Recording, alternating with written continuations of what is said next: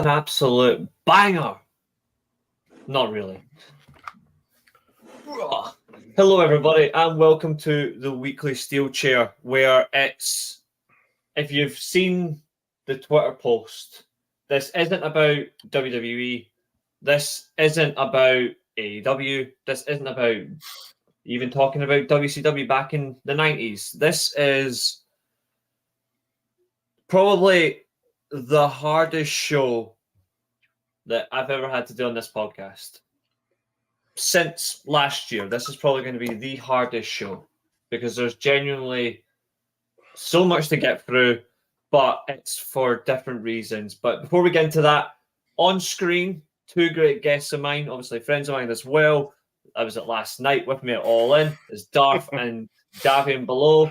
If T was here, I would have a trios championship, but muscle mass dictates that I must be the champion, which is non-existent anyway. There will be several other guests that come on throughout the night.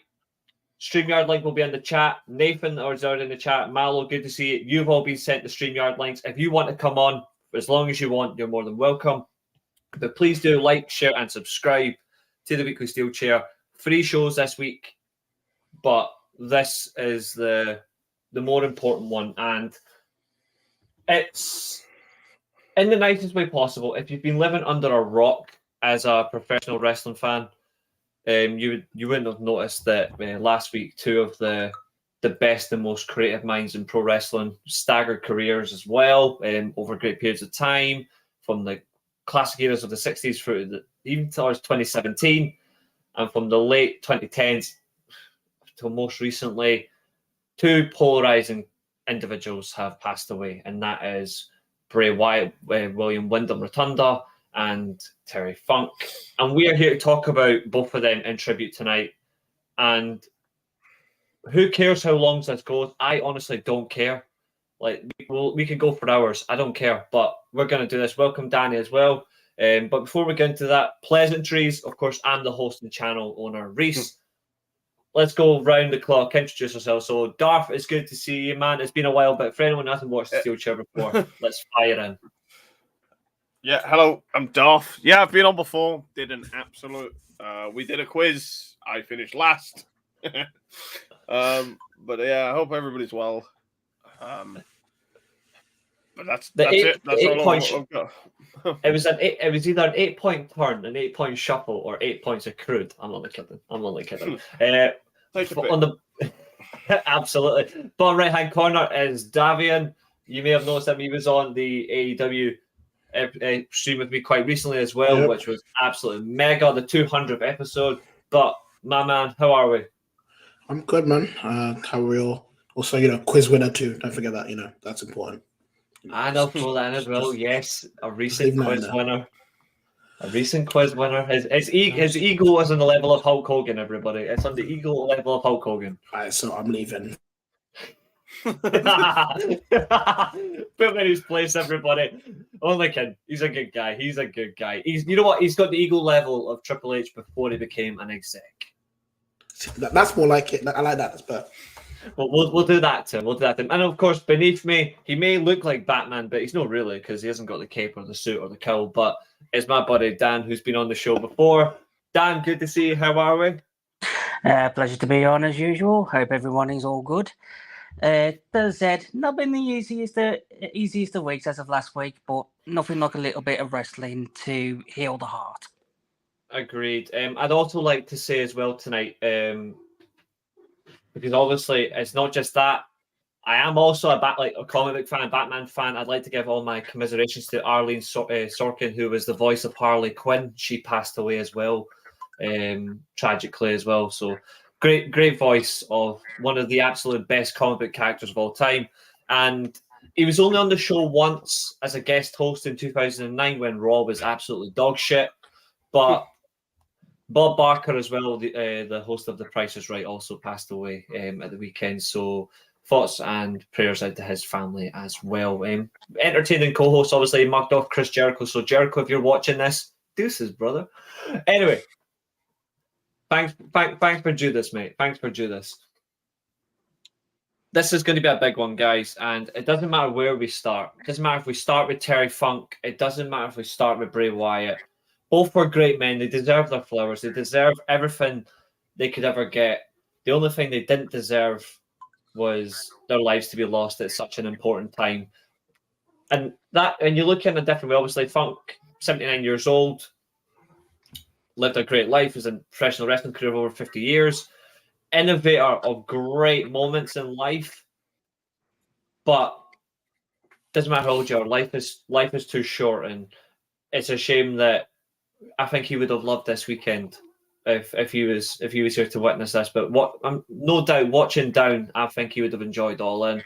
And for Wyndham, of course, better known to everybody as Bray Wyatt, or if you watched NXT when it was a reality show, Husky Harris. Let's go. Oh dear, the Husky days. But generally, it was still interesting from his creative sense anyway, except when he got whipped in the back of CM Punk with a strap, but we'll take it. 36 years old is no age. There's no age for him. No age, and he had 2 young kids as well. 4, that's 4 kids. Yeah, it's 4 altogether, but he's just had 2. He's 2 with younger JoJo. ones. JoJo, yeah, 2 of his ex-wife, yeah. But there is so much, and if anyone wants to join on tonight, I will drop the StreamYard link around 7:30. More than welcome. But let's get into this because I think there's no better way to start than going one by one. We'll go with a memory each of both men. Positive, it could be a negative for good reasons as well, but we'll go for it. So, Darth, start with Terry Funk. Terry Funk for me he was like extreme, wasn't he? He was anything extreme you think of Terry Funk during ECW times, right? For me, like kendo sticks, I'm like, yes, that's my guy. And during that time where ECW was at its peak, it was fun times, man. He'd always give it his all in the ring at any given point, any day of the week. Terry Funk's giving 100%. Absolutely, and if you had to pick a match for yourself that you just know that will always stand in your head that you'll never let go of that involved Terry Funk, which match do you hold on to? Oh, that's a good one. There's a lot. Yeah, there's a lot. I've got mine. Before we went live, obviously I wanted to make sure I'd done this properly, so I literally took. Obviously, I have my own favourite match in mind, but I wanted to give a proper tribute to both men, so I've taken page on page of notes anyway, even though I already know a lot about them anyway. that genuine research into other parts of the careers than know about. His Falls Count Anywhere against Dusty Rhodes. Yeah, that was a very, mid-80s. very good match. Nah, that was... Was that towards the end of the 90s? Hold on, I'm on the database now. Unless actually, to be fair, it could have been during his world title run. Was that during the 70s? Why did I read it here as 2005? I was lied to. Falls Count Anywhere in 2005. Is that on the independence scene? Oh, yeah. Yeah. Falls Count Anywhere, Dusty Rhodes. The Carolina Championship. That was a good match. I'll need to go and watch that one. I don't think I've ever watched that one. Nice. I pulled one out that even Reece is like...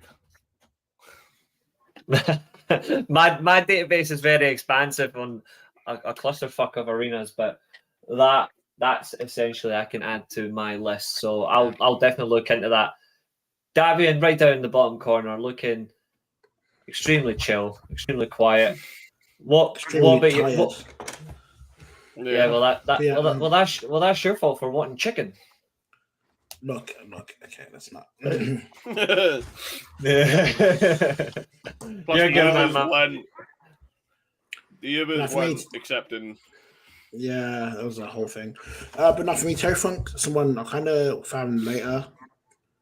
So, but it's one of them where most of my favorite wrestlers, their favorite wrestlers seem to be Terry Funk. So I've watched like a few of the matches back it's the hardcore style really for me. Like it's the conviction to violence, the way you kind of set that tone for that type of wrestling. So like watching a lot of ECW stuff and those stuff, that's amazing.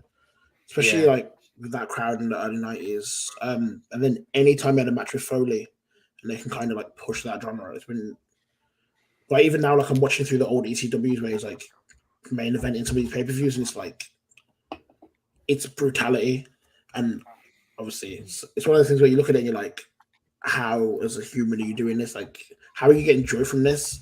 But it's his own art form with it. So like I mean, yeah, like especially when like watching like matches like yesterday where like there's a lot of just violence, you can see where the influence is in the wrestling we've got now.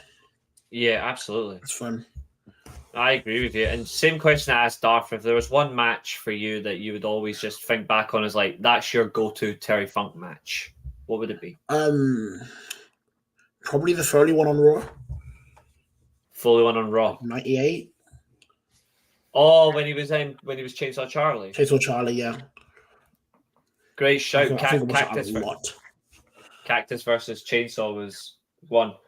What about yourself, Danny? Great mentions as well. Actually, before I do that, come to you, Danny. I just want to bring up another comment. Actually, that's a great one. When I think of Terry Funk, I think of hardcore. He is one of the true pioneers of hardcore wrestling. He put the style on the map. Yeah, I completely agree with that. I completely agree. Danny, what about yourself? Oh, for me, as I said, if you were to put Terry Funk, out of all the people out of all the people who I would literally consider who took wrestling to the extreme, I'd have to say Terry Funk, and added up there along with a fair of him. He's probably Absolutely. I would consider him at least in my all top 5 at least. Yeah. For me, for one thing, I would, as I said, as Davian said, I think when he was teaming up with Cactus Jack, that was actually one of my favourite feuds. I think it was when he was when they were both feuding with the New Age Outlaws. Yeah, just before and after WrestleMania 14. Yeah. Yeah, those it was around about that time. It was literally one of my favourite all-time moments with Terry Funk. It's my co-host. Sorry, cover there, Danny. I'll come back to you in a second. My co-host in the chat, Eilidh, rest in peace to the one of a kind Terry Funk and the inimitable, enigmatic, brilliant Bray Wyatt. Sorry I couldn't join tonight, but have a cracking show, folks. Now we know you couldn't make it tonight, but that's not a problem. Eilidh will be live with us on Friday and Saturday. Treble week for the steel chair. So if you want to be on the shows as well, you're more than welcome. All I'm going to say is Eilidh's going to be ready for Friday. Davian and Darth will know why. That's all I'm going to say. Anyway, back over to you, Danny. So you're in the middle of talking about the New Age Outlaws feud in 98. Yeah, so it was just literally one of them absolute rivalry. It's, as I said, back then, anyway, WWE was coming into its focal point. It was absolutely its all-time high.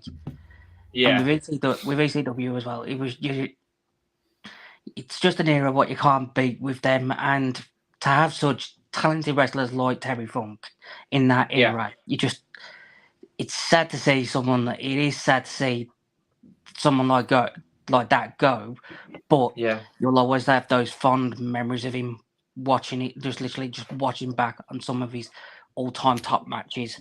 And for me, him being in those him just wrestling with the New Age Outlaws, I just have to put it up there.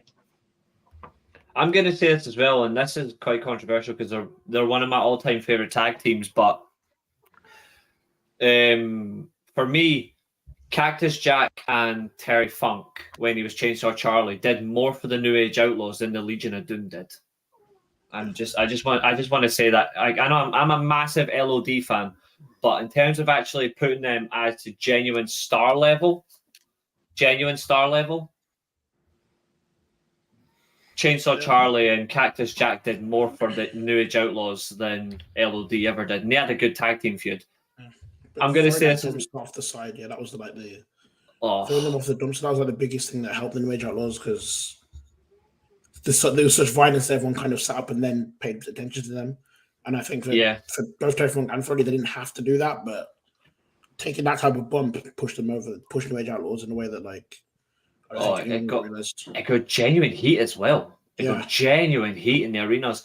Jamie, good to see you, my man. I know you'll be on Saturday for the payback show, but if you want to join us tonight, you're more than welcome. You're definitely more than welcome. For me, I'm going to say this out now because I absolutely love Terry Funk. Terry Funk is, for me, the top two of the greatest of hardcore wrestling. And I say that because, like, third on my list is Raven. But my top two of all time is Cactus Jack and Terry Funk. Doesn't matter what the order is, they're my top two. And for me, my favorite Terry Funk match I've ever watched to this day, don't know whose feedback that is. I don't know. Is that mine? Hello? I feel like I'm on the Hoff system. Little Star Wars reference, everybody. For me, my all-time favorite Terry Funk match is the match that, funnily enough, is actually the match that he got rated 5 stars by Meltzer that nobody saw coming, and it was the 5-star I Quit match from Clash of the Champions number 9 from 1989. This was the second match between Funk and Flair for the NWA World Title. Flair was briefly into his 6th title reign when he defeated arguably the greatest babyface of all time in Ricky Steamboat. He defeated him at Wrestle War to complete the trilogy of matches they had. And post-match, there was an interview with Jim Ross and Ric Flair talking about when he became champion, what his ambitions are. Great promo as well by Flair. Terry Funk on the night wasn't an active wrestler. He had actually taken a break and he was doing Hollywood. Funnily enough, that's where the whole feud comes from. Terry Funk was one of the main event judges, as WCW and NWA at the time. Their main events had, if it went to a time limit draw, you would have a judge at match, similar to what you have nowadays in like Ring of Honor for a pure match. NWA, WCW at the time, they had judges. Terry Funk was one of the head ones. He came into the ring to speak to Flair, challenged him for the world title. Flair said, "No, you're too busy in Hollywood. I'm only interested in working with professional wrestlers," which obviously pissed off Funk. So what did Terry Funk do? Classic Terry Funk. He spiked the bastard with a pile driver. Injured Ric Flair. Ric Flair couldn't compete until the Great American Bash. They had the match at the Bash, which went to a very interesting small package win for Flair. Q mass brawl. Great Muta comes out. And then Sting, which leads to a tag match between all four. And then as well, we get the I Quit match, which is 20 minutes of fun. And it's on YouTube. It's one of the best I Quit matches I've ever watched. And the other one that I'd have to say in terms of matches I love for Funk is the hardcore death match with Cactus Jack in the 90s. I mean, that is on a different level of death match. The modern day stuff, it depends on who's working a death match. They're still strong, but nothing comes close to that death match in the early 90s. Use that again. Those just a random cat in the background. Oh yeah. Fucking weirdo. Fucking spike pile drive here. Not one I want. But that's where I'm at. But just talking about his career, guys. I mean, let's forget Terry Funk in his debut match in the NWA in 1975. He wins the world title from Jack Briscoe. He won the world title against Jack Briscoe when his brother no-showed. And he held the title for 14 months. I'm sorry, but like that is epic level of faith in a man. Yep. Like, I mean, if you don't see that nowadays as well, where somebody walks in and gets a year-long plus title reign like that off your first match. Yeah, no. If this was 1975 and you watched that match against Jack Briscoe, what would your immediate reactions be on that? You probably wouldn't go world title contender straight away. You Especially probably wouldn't say that. Team. Yeah, you probably wouldn't say he was like championship contender, if that makes sense. Yeah, I agree with you. You'd be like, nah, yeah, he needs more time or something like that. Mm-hmm. and yet he had one of the best world title reigns in the NWA as well. I think also to your reference where you said in like a first match to end up at a title, the only person I think of is Gunther in that sense. Yeah, that's a good point. That's a good comparison. IC title. Yeah. Especially that one. But yourself, Davian, if this was 1975, you're Jack Briscoe, the NWA World Champion. You're expecting Dory Funk Jr.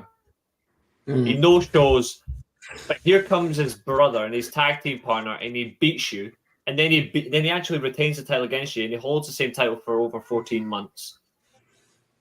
That reaction, generally, how would you be if that was that? I mean, the fact they did that is actually kind of a great risk because you're putting over someone who is like just turning into your company. But it's kind of incredible that you can do that and then have a reign that makes sense, and then they build him for 40 months. I think, like, it kind of shows testament to the character that you can come in and instantly just be that championship level. There aren't many people that can do that. Yeah. Come in, be the champion, and then just keep going with it. Like, most people would have dropped the title the next month and dropped it back and done changes. To keep that for over a year is insane. Especially at the time when it depends on who you were. If you were a recognized name, then your long title reigns were going to come.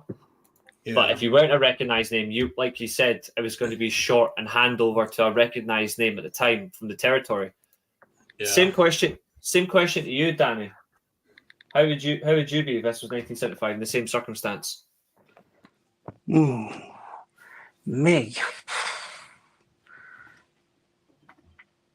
Honestly, I'd just be like, I don't think I'd have any sort of words for it. I'd just be like, gobsmacked. Seriously. To be fair, I think that's a fitting way to do it. I wouldn't have any words for it. I think that's fair and reasonable. I think that's reasonable to have in terms of like words to say or expectations. If this was me in 1975, Jack Briscoe at this time is having one of the best runs of his career as well. Jack Briscoe, if nobody's ever watched a Jack Briscoe match, I fundamentally ask you to go back and watch. This guy had great matches, not just with Funk, but he had great matches with Harley Race. Funnily enough, the man that beat Harley Race at the time, handsome Harley Race as he was, he actually was the one that ended Funk's 14-month reign. But it was Jack Briscoe that beat Race for the title. So it's always going to go back to that name. Obviously, Briscoe was a recognized name in NWA. Harley Race was a recognized name in the NWA. And this was right at the time where they were coming into their own. And this is 1975. So that as you look about what's going to happen over the next decade, you're going to have the NWA is going to continue expanding territory-wise. Mid-South, obviously, where he goes next, where he'll face Jerry Lawler in the famous Empty Arena match. That all comes forth. But also, it's the rise of the Crockett's and the rise of Vince when Vince goes national and international level. And you don't get that unless you have genuine talent like a Terry Funk or a Jack Briscoe or a Harley Race, or at the time he was a TV champion, but he was one of the best TV champions in Ric Flair. Like, you had all of this, and they don't. And when you look at it, and this is another thing as well, I can guarantee this. You think about Mount Rushmores.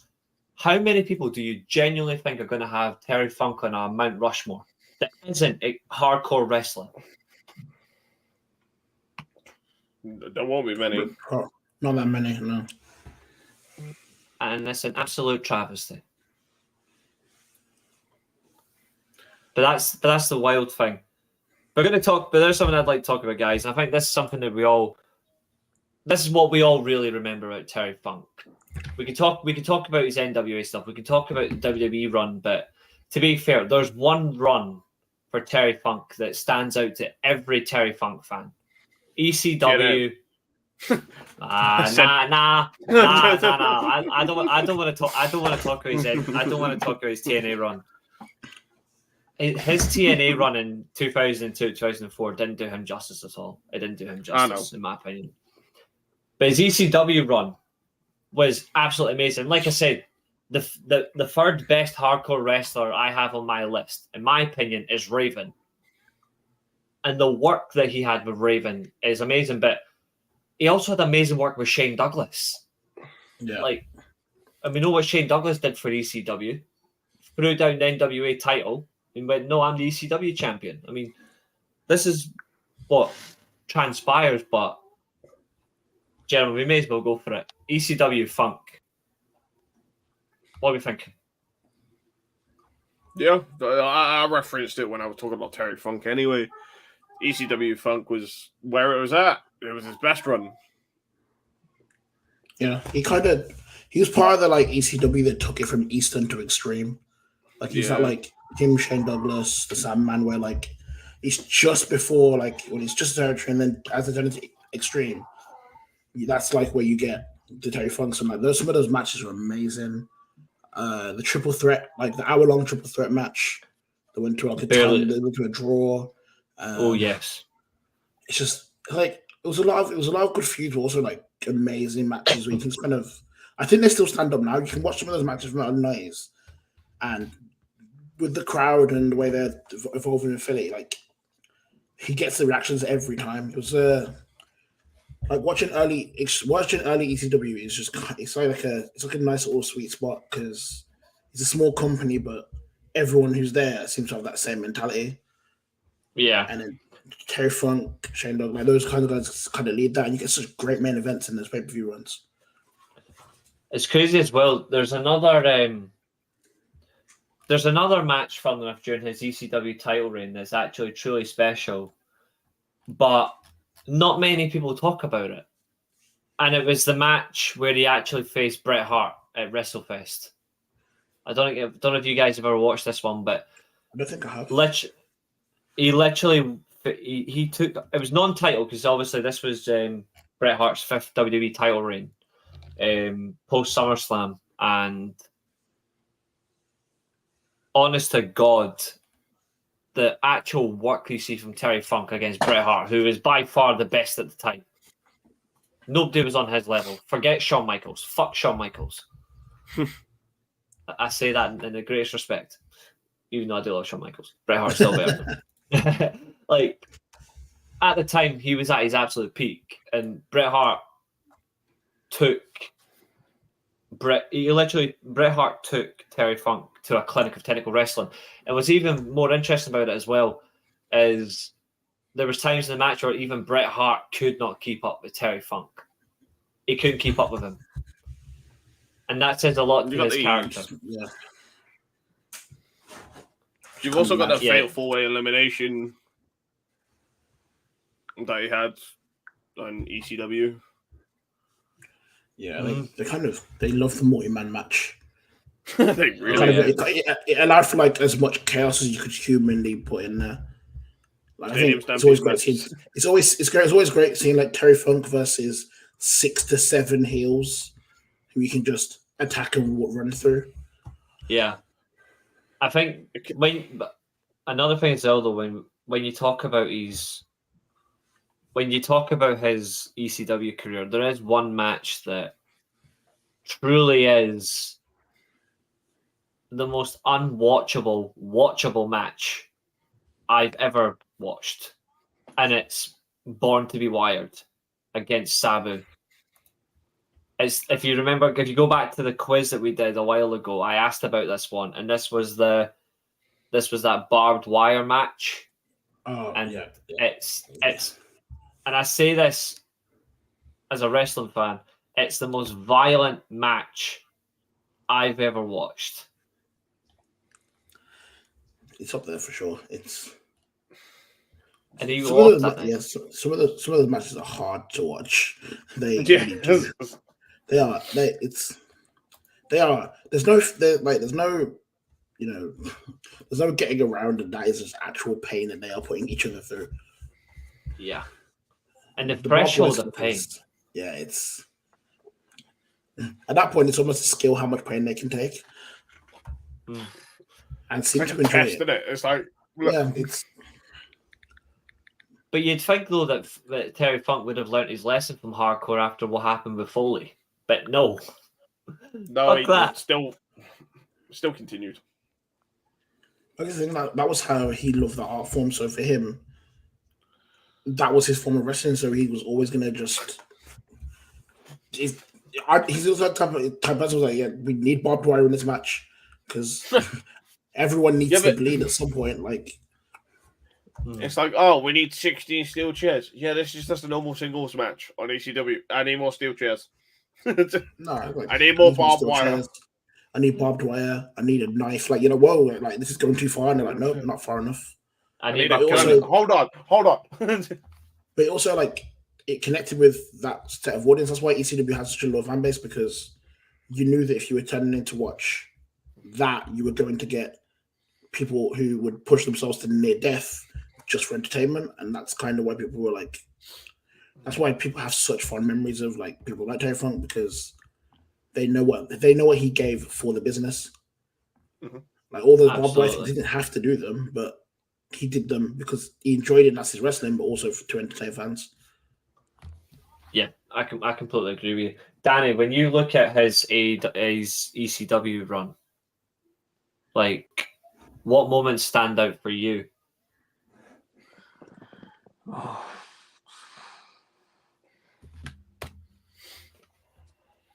For me, I forget. I don't have one specific moment. I think every moment he was in ECW, it was just absolutely fantastic for himself. I think if you was to say literally one of the things, if you was to say who was one of the people who put ECW on the map, it would be Terry Funk.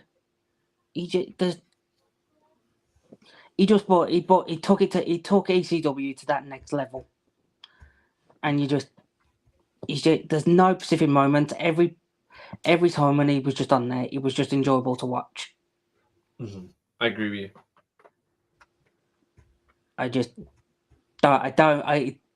It's one of them which it's one of them as well. When we go into Bray Wyatt as well, there's one specific thing I can't, is the one thing what stands out for me, and I just don't have one specific favorite moment because every moment was enjoyed. I just enjoyed watching him.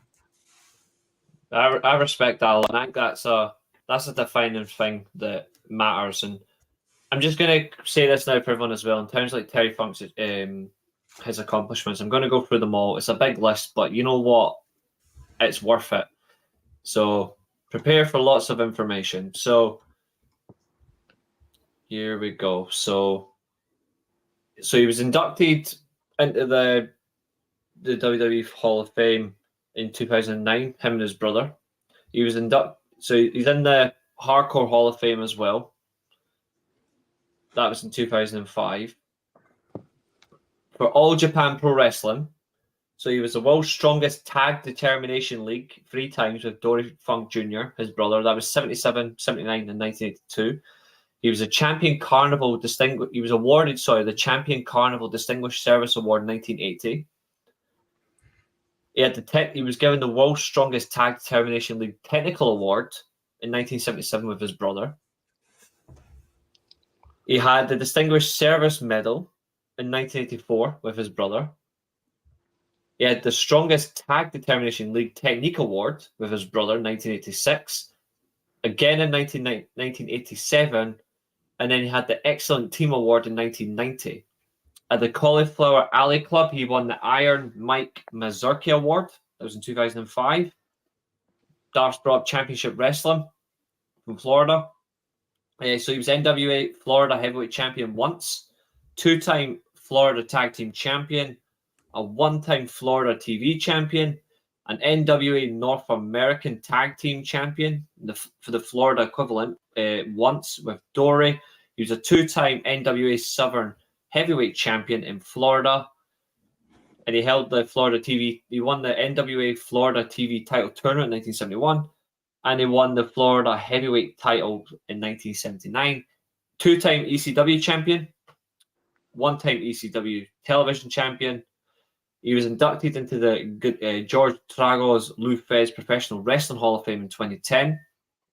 Georgia Championship Wrestling. 1-time tag team champion with Dory. held the TV title once, and he won the tag team tournament with Dory in 1978. We've mentioned the Hardcore Hall of Fame. The International... Really? 2 years ago? Fuck off. International Professional Wrestling Hall of Fame, class of 2021. He retired in 2017. That's fucking criminal. I'm sorry. I'm coming back to that. That's criminal. Jim Crockett Promotions, obviously, NWA, WCW. NWA, WCW United States title twice. A three-time WCW Hardcore champion. He was in the WCW Class of Hall of Fame 1995. And he won the US title tournament 1975 for the NWA. Juggalo Championship Wrestling. Won their world title once. NWA Hall of Fame 2009. One-time NWA champion, as we spoke about, for the 14-month reign. NWA Big Time Wrestling. He won the Brass Knuckles Championship in Texas. No surprise. I mean, that guy punched you, you were legitimately going down. NWA Hollywood Wrestling. NWA America's Heavyweight Championship, at least something that Tyrus will never win. NWA International Tag Team Champion 3 times with Dory. NWA World Tag Team Champion LA with Dory. He was a 3-time Pro Pain Pro Wrestling Champion. Now for PWI. Feud of the Year 1989 with Ric Flair. Most Inspirational Wrestler of the Year in 1997. Beating The Undertaker, Hollywood Hogan, and Sting to the award. And Steve Austin. Not gonna lie, that is fucking impressive. He was awarded the PWI Stanley Weston Award in 2021. He was PWI Wrestler of the Year once in his career, 1976. PWI ranked him number 22 of the top 500 singles wrestlers in the PWI 500 in 1991 and in the PWI years in 2003. 22nd, PWI ranked him number 9 of the top 100 tag teams of the PWI years with Dory in 2003. Professional Wrestling Hall of Fame and Museum, class of 2004, inductee. He was a one-time SCW, which is Southwest Championship Wrestling, world champion. And he was a one-time tag team champion with Dory. Squared Circle Wrestling. Some of these are absolute peak. He won that world title once. St. Louis Wrestling Hall of Fame, class of 2010 inductee. St. Louis, Missouri Wrestling Club, NWA Missouri Heavyweight Champion. He was inducted into the Stampede Wrestling Hall of Fame, class of 1995. The same year he went to the WCW Hall of Fame. Amazing. Tokyo Sports Lifetime Achievement Award in 1993. He had Match of the Year with his brother Dory Funk versus Giant Baba and Jumbo Tsuruta in December 11th.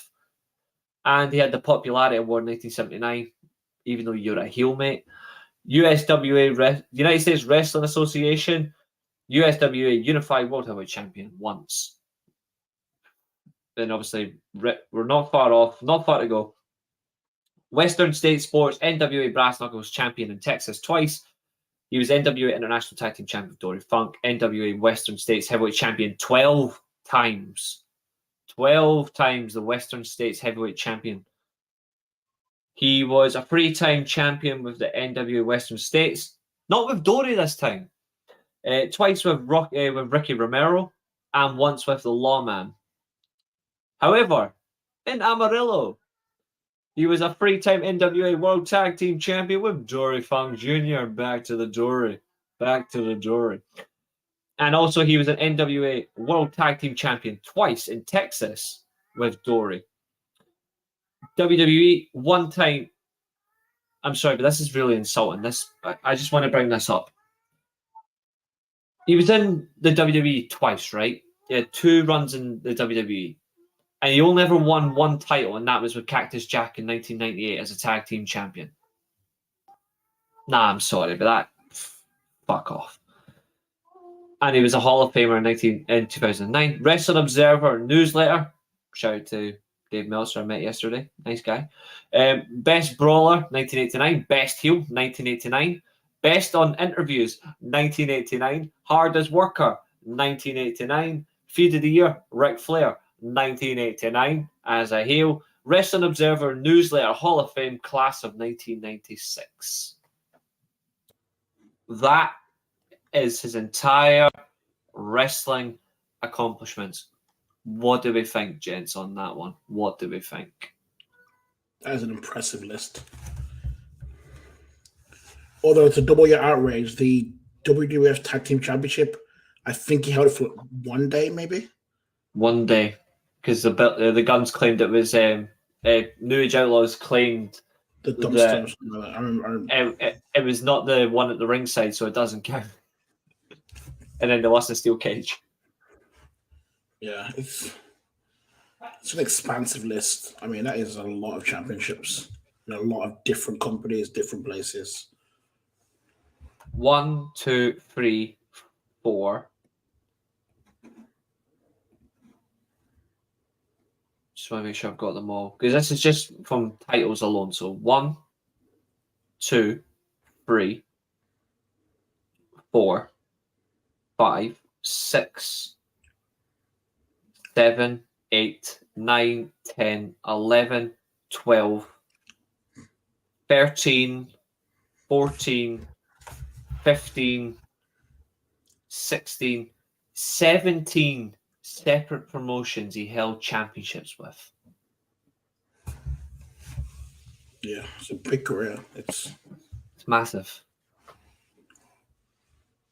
Just looking at heavyweight titles alone, you're looking at close to 30 heavyweight championship reigns.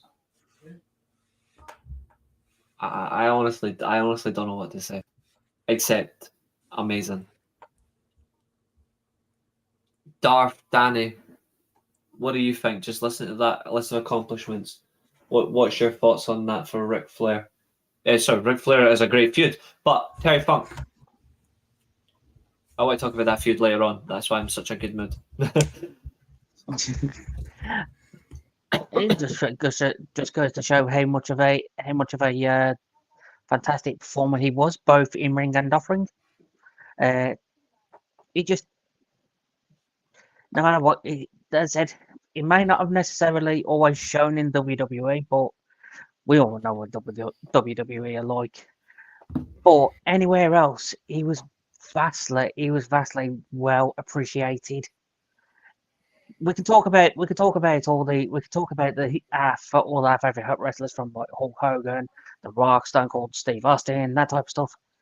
But Terry Funk was one of them wrestlers. He's an underdog here. He was an underdog hero in this instance.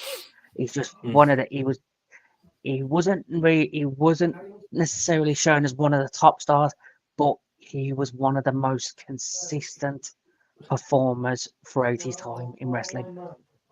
And to think, on 2 separate occasions in a 12-year gap, he was ranked number 22 on the top 500 singles wrestlers by PWI. Mm-hmm. Imagine what he would be ranked now in a lifetime ranking award. If PWI was to release a lifetime ranking award, I actually ranking system. I actually wonder where Terry Funk would actually rank, because surely lifetime wise, he has to be. He's either top 10 or he's top 15. I'd say it would be top 15. What were you saying there? Did you say top 50 there, Dar? I said top 15. 1-5. Top 15. Top 15. Yeah. I think that's fair. Yeah. Because you can't go. Yeah. But I mean, as we say, he only had one run in WWE, and we know WWE's issues. But it's an impressive. I say resume. It's not a resume. It's an impressive feat. All the accomplishments he's done, every championship, every nomination, everything he's done. He deserves it. Quite frankly. Agreed. And also as well, I want to say this as well. He had a short run in the WWE in the 80s. And he had, before he left, he had a few world title matches with Hogan. We know who won that. The fake wrestler, not the real wrestler, because Terry Funk is a real one. Just saying. But he also had a WrestleMania tag match with his brother against Junkyard Dog and Tito Santana. Two of the most amazing talents in wrestling. Junkyard Dog, just from when you look at like community wise and what he did as an inspiration, look at all the rest that followed. Junkyard Dog as a powerhouse look, and it's a sad thing to say right now because his career is pretty much over. But when I look at JYD as I did, I immediately think of Big E. Like in terms of like the power, the charismatic appeal. Yeah. The crowd fucking loved them both. And I get that. And Tito Santana, Tito Santana was on a totally different level in the 1980s. That guy has the sheer amount of matches he has is for a reason. It's because he was that good of a worker and he was dependable. And you can always say, well, we need a 10-minute match. Who have you got? Yeah, I've got Tito Santana on the line. Let's go. Santana's in. To have that WrestleMania tag match alone at the second ever WrestleMania, that's an amazing feat alone. But that's an amazing. I reckon if you were to list accomplishments or memorable moments, I think that would probably be in his top 3. I think it would have to be. But again, we'll never know. I do want to know what his top 3 were. Yeah. I wonder if he's ever had an interview where he's asked what his favorite matches are. I've not had a chance to listen to Terry Funk in interviews, only through the ring work, like promos and stuff. So if he has done a top 3 or a top 5, I'd love to know. I would genuinely love to know. It would be interesting. Mm-hmm. Because there's so many. He thinks. Yeah. I just wish he was still here. We all wish that. Yeah. But this is what this tribute show is going to do to people. Because we're 48 minutes into this stream. We're talking about Terry Funk.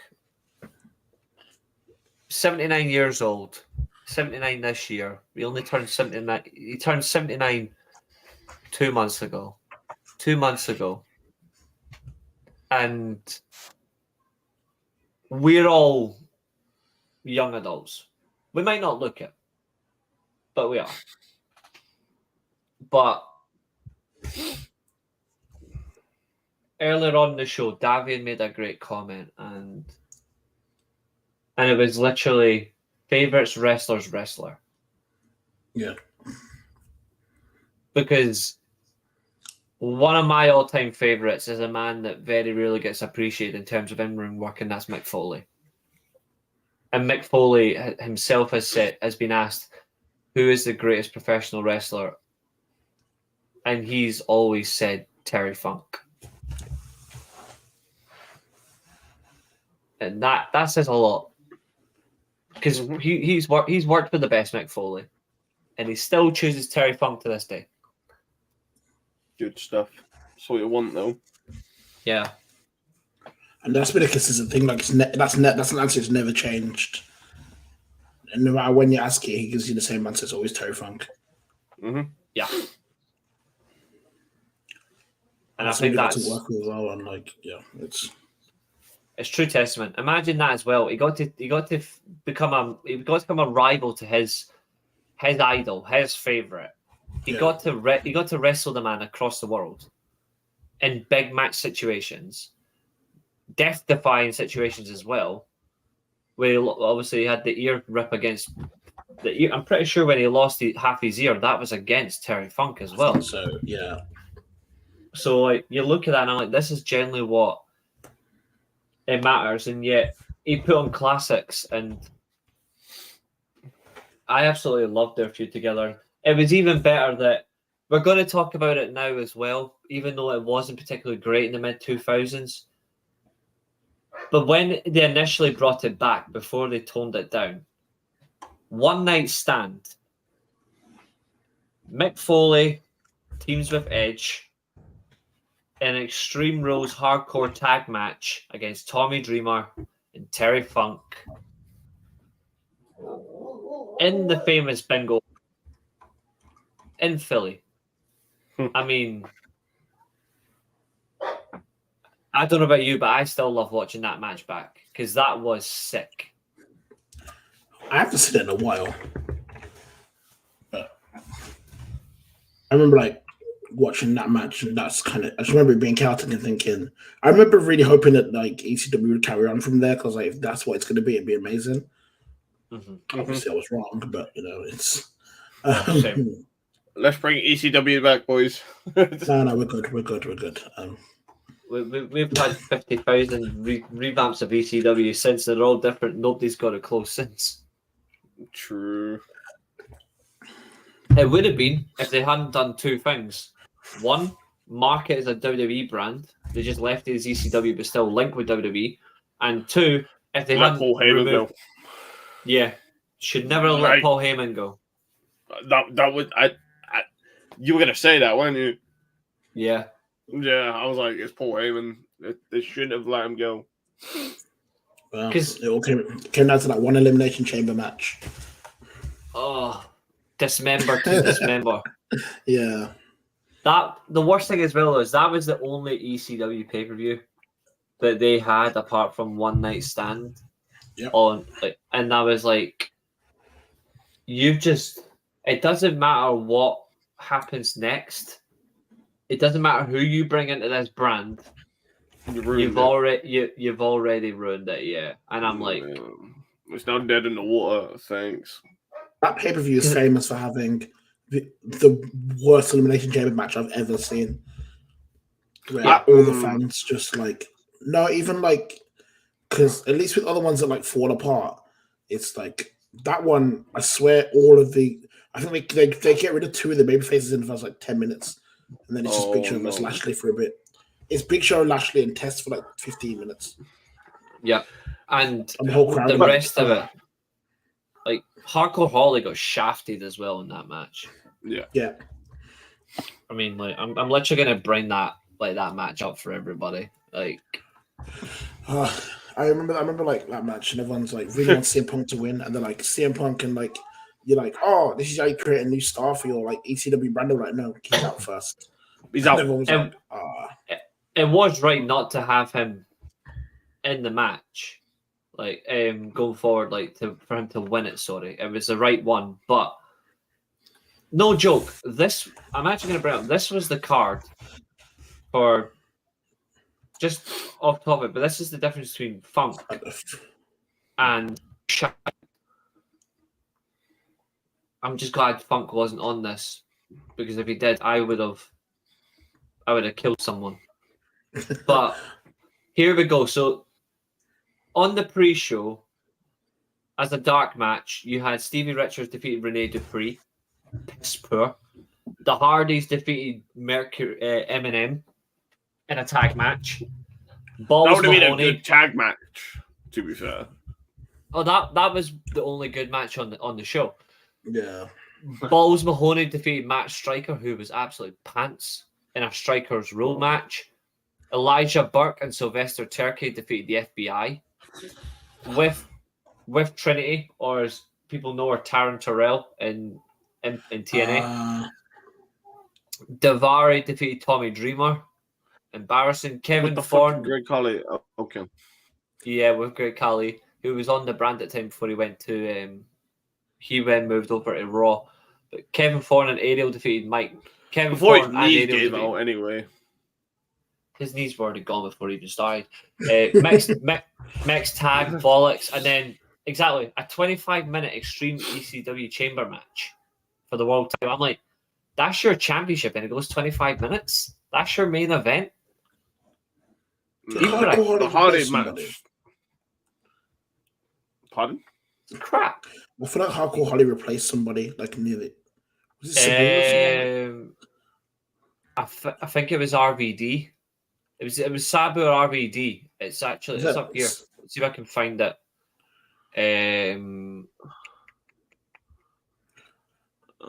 Yeah, it was Sabu. Yeah. That was So, the first one after obviously- random. I think so. If you look at 1/2006, you've got those matches there. That's the Cena RVD match. Yeah, that's got like the spirit of ECW, and obviously you've got that Mick Foley and Terry Funk match with obviously Edge, and you're like, oh, okay, this is what ECW could be. And then you kind of move over to 1 year later, you're like, or same year actually, and you're like, oh, yeah, it's not going to be that. Yeah, you're absolutely spot on because this was literally it. One Night Stand 2006. Yeah. Because Edge does that tag match and then interferes in the main event as well at the same time. It's like, Yeah, and this is where he does. does the cash in, right? it's RVD, Oh. RVD is the first man to cash it in as a regular match, not normal the match. ambition. Yeah, declare it before it happens. and he's the only one to do it successfully, which Cena couldn't. Funny that. So, well, there you go. I mean, look the difference in the card. I mean, you had one of the best technical wrestlers of all time in Kurt Angle when he moves over before things got really awkward against Orton by submission, quality. But the FBI against Super Crazy and Tajiri, that's ECW legacy. Rey Mysterio is the world title because this is when the world title got renamed because obviously Rey Mysterio wasn't a heavyweight, so they renamed it to the World Championship. Yeah. No contest. Horrible finish. Yeah, no contest in an Extreme Rules match is bizarre. The hardcore match went nearly 20 minutes. Edge, Foley, and Lita versus Funk, Dreamer, and Belula McGillicuddy. And then Balls Mahoney versus Masato Tanaka in Extreme Rules. And then the main event, the absolute riot of Cena 1. RVD versus... that is extreme at its best. Imagine if Cena won. Like, the crowd would fucking storm the place. I genuinely think he would have been killed. So do I. Like, he might have been murdered where he stood. Yeah, Vince McMahon would have had to have changed WWE on the fly. Maybe he should have went with Randy Orton. Hey ho. I mean, before Orton got injured, I still think Orton should have broke Flair's record by now.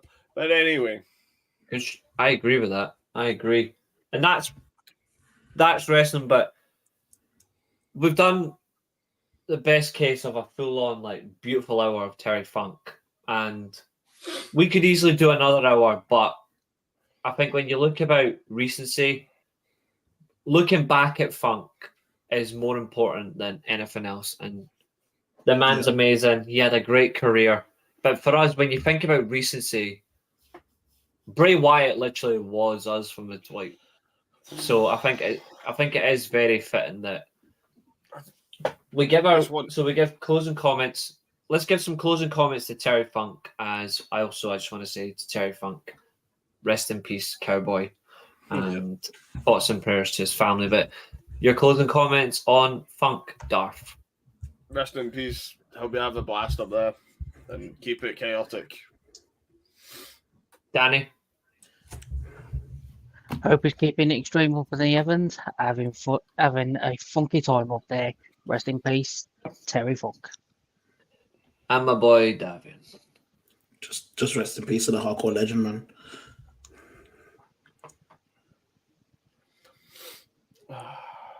Right.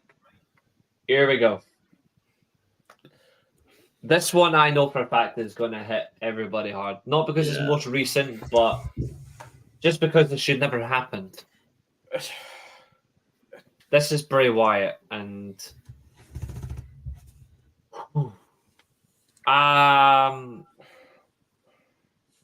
Wyndham Rotunda as we know him. William Wyndham Rotunda. Oh yeah, I forgot his first name. William. 36 is no age. We've already discussed that. Great mind in the wrestling business. He may not have been the best. He may not have been the best in-ring worker. There were so many greats before him, but yet when you look at creative minds, and I'm going to say this as well, this might be very, I don't know if this will ever happen again, but I think it's in WWE wise, I think it's legit. In WWE, I do think Bray Wyatt is the last independent creative thinker. I don't think there ever will be again an independent creative thinker like him. On a creative aspect, there will never be another one, because all that creativity is being fed out for stuff that just does not make sense, or it drags out, or it has nothing to it. In terms of independent from mind to paper, Yeah. he is the last one. He is the last one, in my opinion. I don't think there's anyone else that will come close. And Malo, great comment. If you want to join us, mate, you're more than welcome. Terry lived a great life, pioneer hardcore wrestling. Absolutely. But emotions are going to run thin on this one. So I'm going to start with Danny on this one, because I know this is the one you were really caught by surprise on this one. And it hit me by surprise. I announced Terry Funk's passing on the show last week, but when I saw Bray Wyatt's passing, I told everybody in our group chat fucking exploded with shock. But I spoke to you about it, Danny, the following day. And it's still hitting hard, but your thoughts on Bray Wyatt before we even discuss matches or creative mind. Just Bray Wyatt, the person. Bray Wyatt, the person, he was just an absolute brilliant person. So you look at all the people, you look at the likes of what people have said over the past few days about Bray Wyatt. You could see people absolutely loved working with him. He was absolutely such a brilliant person to work with. The stuff what he could do, I kid you not, if it wasn't taken away from us so soon, his creative genius would have been stuff of legend. As long as obviously WWE allowed him to keep up his creativity, he just what he did was he was quite before obviously he went away with his illness and all that. He was literally the one who the fans were hooked onto. He would have been the one. He would have been the one for go for years on end with the fans. They want to get whatever he came up with. They would have absolutely loved. Agreed. To me, there's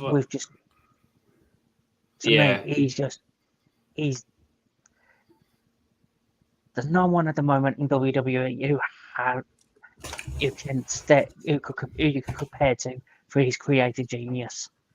What we've just lost is just undeniably just nothing short of brilliance. I agree with you, and he's third generation as well. I mean, Funk was second generation, but Wyndham is third generation. I just want to bring up a comment. I think it's a reasonable question, and Johnny's asking what is the plans for Raw.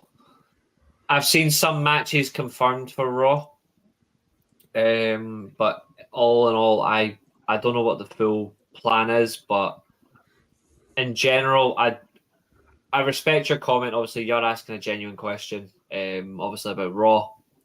I don't know, and in all fairness, like the rest of the guys, this is not taken out in your comment, Johnny. I appreciate every single comment that comes in, but on a show like this tonight, I'm not even in a Monday Night Raw mindset, But I thought it was Sunday.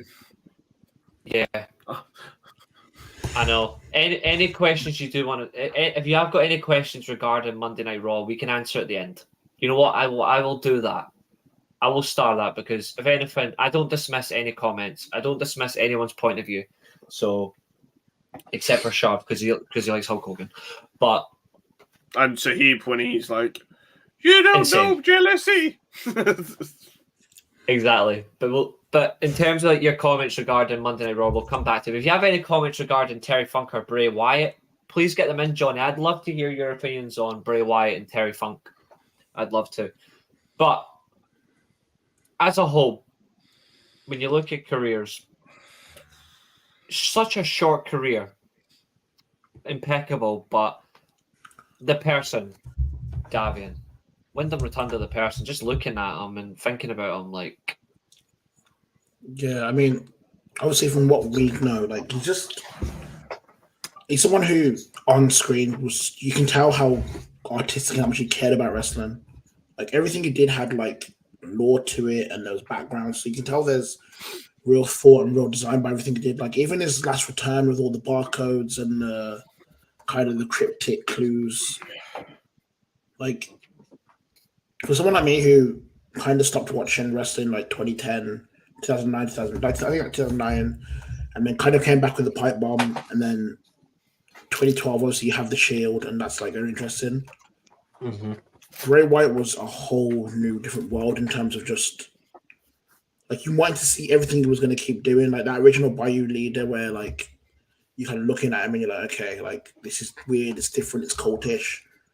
You know, even the way like he speaks, you kind of like you get it, like he's got a charisma to him that's kind of like understated, but it worked. Like seeing all the tributes, like everyone seems it's just like what a great person he is, like what a kind person he is, like how much like he like even like stories of people who were like he helped them when they first started, like Miro or like Summer Rae, like just giving them ideas and things like that. It's like it's sad because he seems like a really great guy who loved wrestling. And I think we got to see glimpses of it, but it always felt like there was more he could do, and there was going to be like that breakout moment where there's like the next level. And then I thought that this version of himself could be that when he was more him, had those promos where he was really like his first promo when he came back on SmackDown and he kind of was talking as himself and talking through like, you know, his fears, talking through like all that stuff. I was like, I can connect to that as a human, and I was like, that is an amazing character. It's kind of mysterious, but it's also it felt like you were listening to that person, which is so rare in wrestling nowadays to feel like someone's completely real. Yeah. So this was it just sucks that it's like 36 and you're like the whole time I think everyone was prepping for him to return. And obviously you don't know what's going on, but like you never know what's going on with these people, but like all we heard was it was looking better and he was on his way back. But yeah, it's just I think it's one of them that like he seemed like an amazing human being, which makes this so much worse. Yeah. It's always the good ones that we lose too soon. That's the worst thing. It's always the good ones, and he is definitely a good one. What a man, and that promo now I've watched it back 3 times since, and each one hits me harder than before, like because it resonates differently. And you know there's something about this promo as well that's also a damn shame. The crowd in question that he was at, I think it was Louisville. I think someone can double check that for me. I think it was Louisville, Kentucky. The crowd reaction for this promo, it deserved so much more. Yeah. It deserved so much more. It didn't feel like that. Like, I don't think we actually got.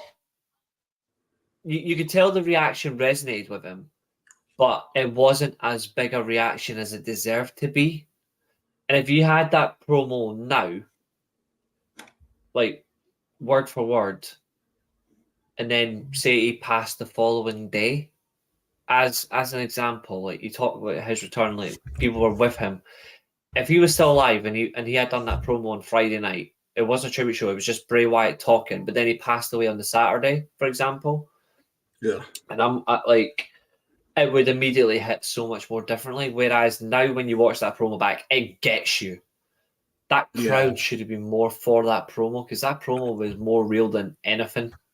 And that says a lot. I know what promo he's talking about, where he first returned, and it's like, thank you for sticking with me. And for me, I'm like, that's not Bray, that's Rotunda Wyndham. talking. Yeah. That's Wyndham talking. That's nobody else. That's Bray. as a thank you for everybody for sticking by him when he had to take time off, when he was struggling with Brody Lee, Luke Harper's death, like everything he did. Yeah, this one hurts. This one hurts. It's like the Brody Lee death. That one hurt too. The thing with the Brody Lee death and this one is like both of them, actually, in both cases, it's been both times where they've probably had like a rebirth in their career, and you want to see what they do next. Yeah, but then also the second it happened, everyone is telling you what a great human being they are, and you're just like, this makes it suck more because you can see people going through it while it's happening. Like when I'm like, if I'm just around and I look in the group chat and I'm like, I saw the tweet and I'm like reading it and I'm like, there's no. I'm reading it and I'm like, no, the words weren't going in. I'm like, that doesn't make sense. Yeah, like I'm a big like I watched their channel and obviously they interact with me on Twitter. So shout out to Covalent TV. They did a tribute. Well, they always do review shows for Raw, Dynamite, SmackDown, Collision, and Rampage. They're kind enough to do Rampage as well as a 2-part. But on Friday they did their review show for both shows, and they literally said, Daryl said, and I quote, I wish it was a prank. Like his own words, he wished it was a prank, because he says not that it's a funny one, but he just wishes it was a prank because this is different. Yeah, because it was just absolutely amazing, and I'm like, I just honestly, it hits me heavy, and I know we haven't listened to Danny a little bit more because I want to get more on him, but this comment by Johnny, and then Mallow's put in a good comment as well, so I'm going to bring that up. But Johnny says, well, Bray Wyatt's death has been hard on this weekend. I cried Thursday and Friday. Bray Wyatt was one of my favourites. I just can't believe he's gone. Still. Oh, bless you. Bless you. And Johnny, you know what? Johnny, welcome to the Weekly Steel Chair community. Welcome. It's nice to meet you. It's nice to meet you. It'd be good to have you stick around. Love you for more shows, and enjoy your reactions and discuss professional wrestling, because we all here love professional wrestling. Yeah. And the comment I was going to say is, sorry for intruding. It's about, it's not even just superstars talking about Bray. It's fans. There was one where he's hugged a girl and it looks like he's kissing her head, but he's not. He's whispering like something like, you can keep going. You've got this. Like, just, and I'm like, that's wholesome, because he is such a nice person. From all the fans that have interacted with him, any person that's ever interacted with Bray, or truly, it's heartbreaking, because there's no words. I feel sorry for Eric Rowan too. Oh Lord, Braun as well. And his family, all of them. Jojo, his children, everybody involved. As he said, I just hoped it was a prank where he just appeared. Yeah. Whether it's not a funny prank, and WWE would be in a full light for that. It would have been could have been hacked or something. Like, it was like, you have those things where like news comes out that someone's died and then it's a hoax. Or someone's got hacked, and you're like, I think something like where you're just praying that, like, because you're just like, but that doesn't make sense. It just doesn't make sense. But then I wish there was a prank. Like, Bray Wyatt is dead. I was like, okay, Bray Wyatt, the character's dead. So what's next? I was like, fuck yes, because I'm waiting for this guy. I was wishing. I read it the wrong way around. So I read it that Bray Wyatt's dad had passed away. Oh, Mike. Because I saw WWE Hall of Fame and I didn't put, and then I scrolled down, like, I was like, oh, that's really sad. And then I just saw Rest in Peace Bray, and I'm like, wait, what? Then I read it again, and I'm like, oh no, you said it the other way around. And I'm like, oh shit. Yeah, like, I agree. It didn't sink in till like a day and a half later, and I'm like, he's not here, and he's one of my favorites. They just speak openly about him, like being one of my go-tos because of he had that charisma where you're like, "It's fucking good promo. You've suckered me in," like he knew how to get the crowd on side with what he said. As you said, he had the whole world in his hands. Absolutely, and I wish I knew the lyrics word for word. You know what I'm talking about. I wish I knew it word for word just so we could sing it in memory. But I wanted to say this comment from Mallow, and then Johnny's put another comment in, so keep them coming. Mallow says, watching that promo back is one of the hardest things I had to do in my recent memory. He was so genuine with every word he was saying. Rest in peace, Wyndham Rotunda. Lovely words, my friend. Lovely words. And Johnny, I thought it was a joke when I saw it first, but then I knew it was not a joke when I saw Triple H's tweet. Yeah, that tweet just sucked in. And like the Terry Funk news, when I told you guys, I was the first to tell you guys after I saw it, the notifications came out. I was the first to tell you guys in our group chat about Wyndham's passing. I immediately went and started creating edits for Up the Mall and tweeting about them, and I was like, wow. And I'm like, this is a tribute show, but I did not want to bring this up, but I have to. And I don't know if you've seen this, Danny, but I know you're on Twitter as well, and I want to get your thoughts on this as well. But I think Darth and Davian know exactly what I'm about to talk about. And I lost the plot on Saturday. I got very, very angry. No, sorry, it wasn't Saturday. Sorry, it was. Oh, that about that Twitter account. Yeah, late. Sorry, my apologies. It was late Thursday night into Friday morning. We were all talking, and honest to fucking God, there's one account. I'm not going to name names because that'll just get the attention that this wanker wants. I'm not going to give that wanker any attention like that. I'm just going to refer to him as wanker. Did he deactivate the wanker? I don't think he did. He just went and jumped on Spaces like a fucking melt. But basically, this guy after Bray Wyatt's passing made 2 tweets. I didn't find out about the second tweet until Davian told me the following morning, and that set me off again. But this guy made references to Bray Wyatt's passing, saying he spoke about, he's not my favorite wrestler, but he's passed on. And I'm like, how the fuck can you comment about that?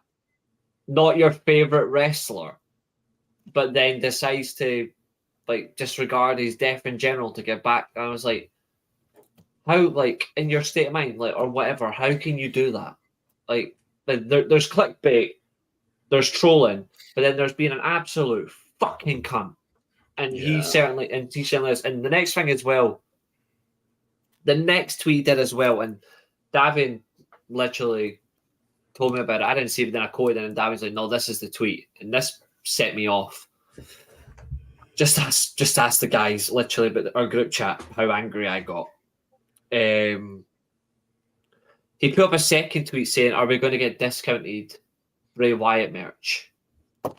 And I'm like, you can take your discounted egghead and fuck off and crack the yoke out. Because there's if I keep talking, I'll end up getting cancelled, you know what I mean? But the anger. Yeah. I hope he gets slide tackled in the shower. But I don't know if you've seen these tweets, Danny, but generally, what do you make of that? Have you seen these tweets that we're talking about? I haven't seen the tweets, and I'm glad I haven't seen them. You don't want to. I'm glad I haven't, because good stuff. Reece, in our group chat, you know how bloody, when I'm off on one, you know how much I will go off on one.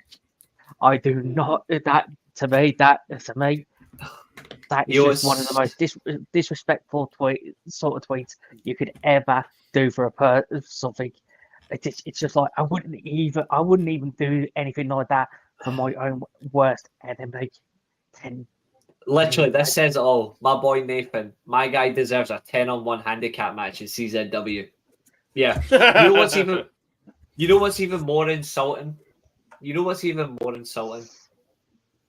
And it's on my Twitter.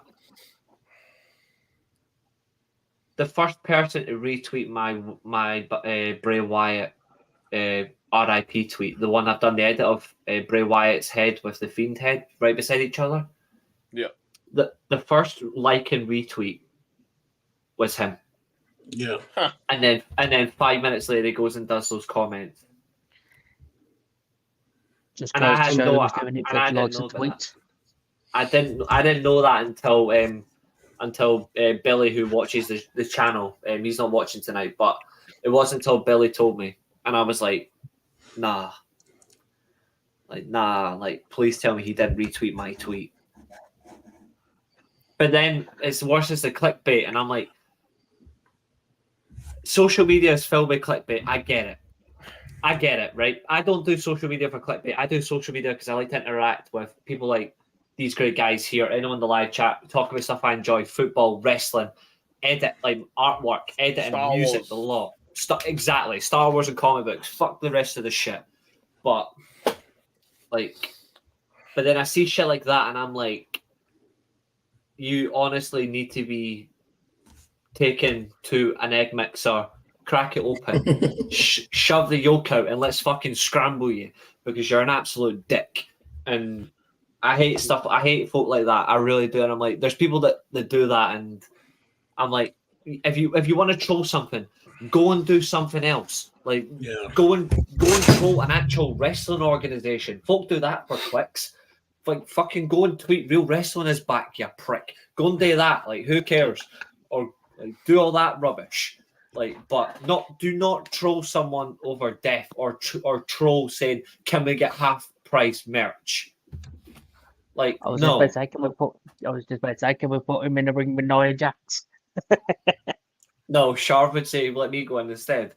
We can't have that.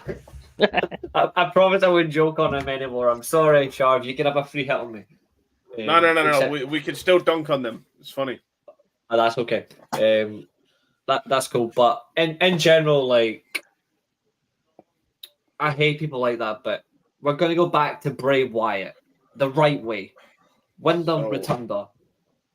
He was on the second season of NXT when it was a really sad reality show that got gonged to fuck by Michael Cole when the women took over. Not the women's fault. Michael Cole just went, fuck this, I'm just going to hit a gong for the rest of the show. Yeah. But Husky Harris, the gimmick. He was in Nexus, wasn't he? Yeah, it was actually very underrated. The problem is the fans just didn't know how to connect with it. Because this is a big man in an industry where big men is genuinely favoured, but his look did not come across as it didn't look right. It looked like something was missing. It wasn't until NXT revamped itself properly as a developmental brand that we got to see his true genius. And God Almighty, the introduction of the Wyatt family when he introduced Luke Harper and Eric Rowan into it was magnificent. His promos were insane. The amazing look, like you said, cultist. They had back then NXT was getting 2,000 people at a show, I think, at full. Yeah. And I'm like something like that. And yet 2,000 people sounded like 20,000 when he spoke. Yep. I cannot describe that any better than someone who was actually there live. I was just watching it on the network and stuff at the time, but honestly, it was amazing. Mm-hmm. This is a fair comment. Yeah. That's actually a fair comment. We don't talk about Mason Ryan. Oh Lord. Yeah. No one does anymore, but it's still a fair comment to bring up, Nathan. You're spot on, mate. And Nathan, I know you wanted to come on tonight, Nathan. So if you want to come on and talk about Bray, you're more than welcome, bro. But here we go. Like, Darth, carry on, man. I know this was everything to you, so carry on. That's fine. What was everybody's favorite Wyatt gimmick? Because he had a few. He had a few, didn't he? Yeah. You got the Fiend, you got Cult Leader, you got the Twisted One with Alexa Bliss. Yeah. And I think Cult Leader is mine. Just because of how good it was. Nothing can come close to Follow the Buzzards. Right? Firefly Funhouse Bray was fun. That was really good. That was so very crafty. That felt like you were.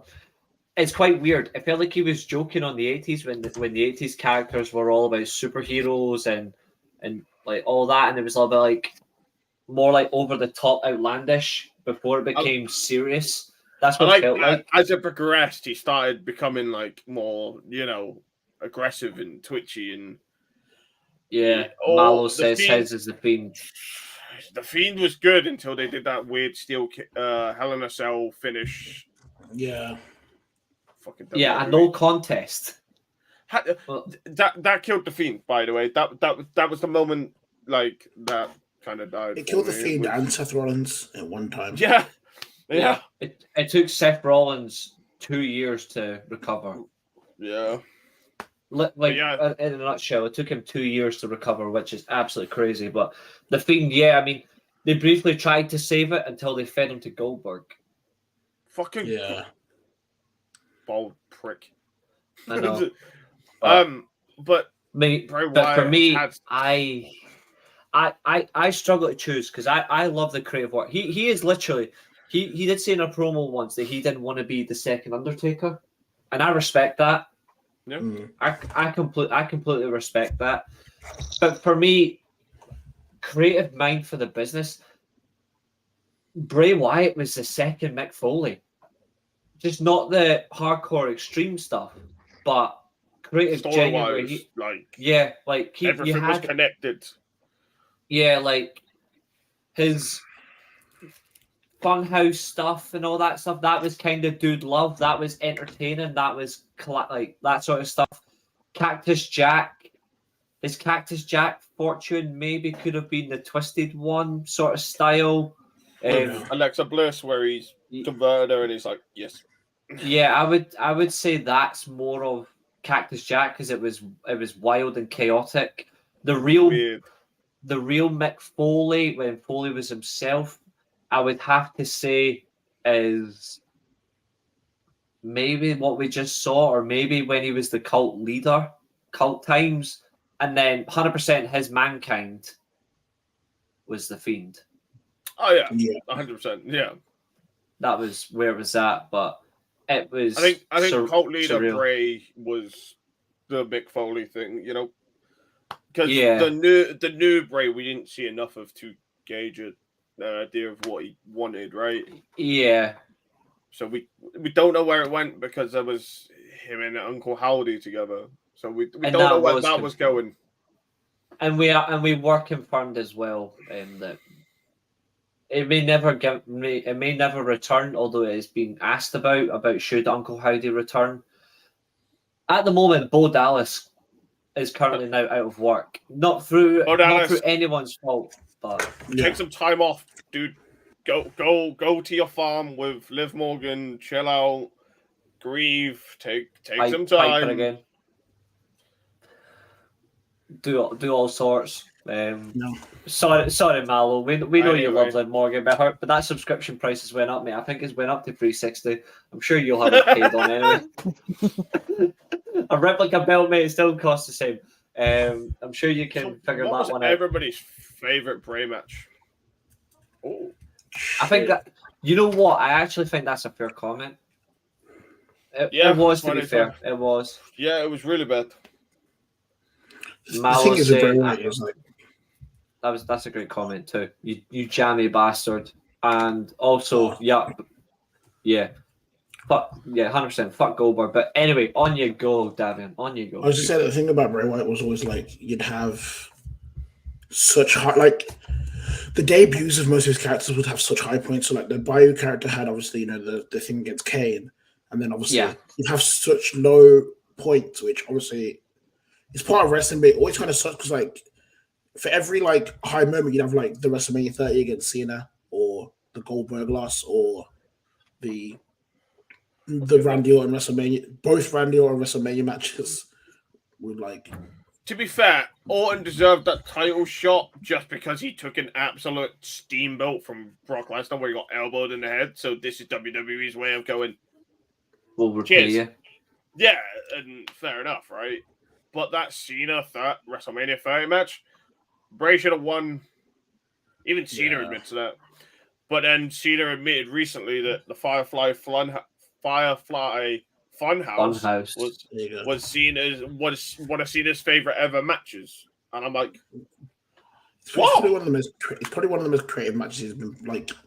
I know it's not a technical match, but breaking down his career and probably some of the it broke down like a lot of the inconsistencies in Cena's career and like the character flaws that like, obviously as fans we talk about, but like it's never presented on screen. So like even like him being the next Hogan and stuff like that, and that was like a really creative way of doing that, especially at the start of COVID where you could do anything and try it. Yeah.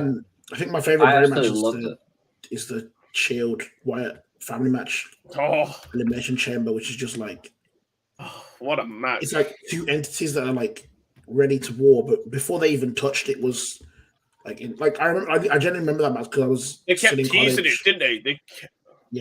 They kept teasing it, didn't they? And he was like, "Yeah, they no, did it for ages." There was like also a thing. They kept doing standoffs. Yeah, good to see Justin, and I know this hit you hard. Brian and Punk were in a match 1-on-1. The Shield came to the ring and Wyatt family because they had issues with them both, and Punk and Brian have slid under the ring to hide, and the Shield and Wyatt are like holding against each other. We're like, hold on, we have a common enemy. I was like, that was mad. But my favorite Bray match, it's probably either the Firefly Funhouse. It's gotta be that for me with Cena. Yeah.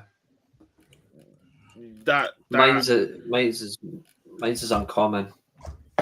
Mine's a very uncommon one, but I'll come to it later on. But I'll let Danny go first. Oh yeah, it's been a while. Sorry, Danny. Yeah, it's I'd have to say, yeah, the Firefly Funhouse match was probably one of the focal points for his for Bray Wyatt's Fiend gimmick. That's one of my favorite matches. The only other match, what I would say, I wouldn't like it for the match, but I liked it for the promo. Is when he went where he had his feud going on with Randy Orton as the Fiend. Is it a House of Horrors? It would have been it would have been the one where he ended up getting burnt, where Bray Wyatt ended up getting burnt, while the Fiend got burnt, and then he came back, and then had his up, and then had that whole regeneration scene that he healed himself. Yeah, I know what match you're on about. We all agree with you on I this like the one, promo, Justin. but obviously that match for me was obviously the final nail in the coffin for obviously the Fiend in this instance. But as I said, the promo for the way they just brought him back was absolutely brilliant. Yeah, Nathan's saying for him it's the Elimination Chamber. Not a bad shout. Yeah, that's a good one. Yeah, where he's went to hit a phenomenal forearm and he's just went. Yeah, and he's caught him.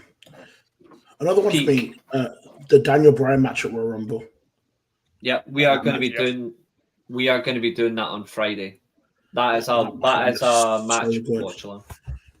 But that whole Daniel Bryan and the Wyatt family is probably one of my favorite feuds just in wrestling.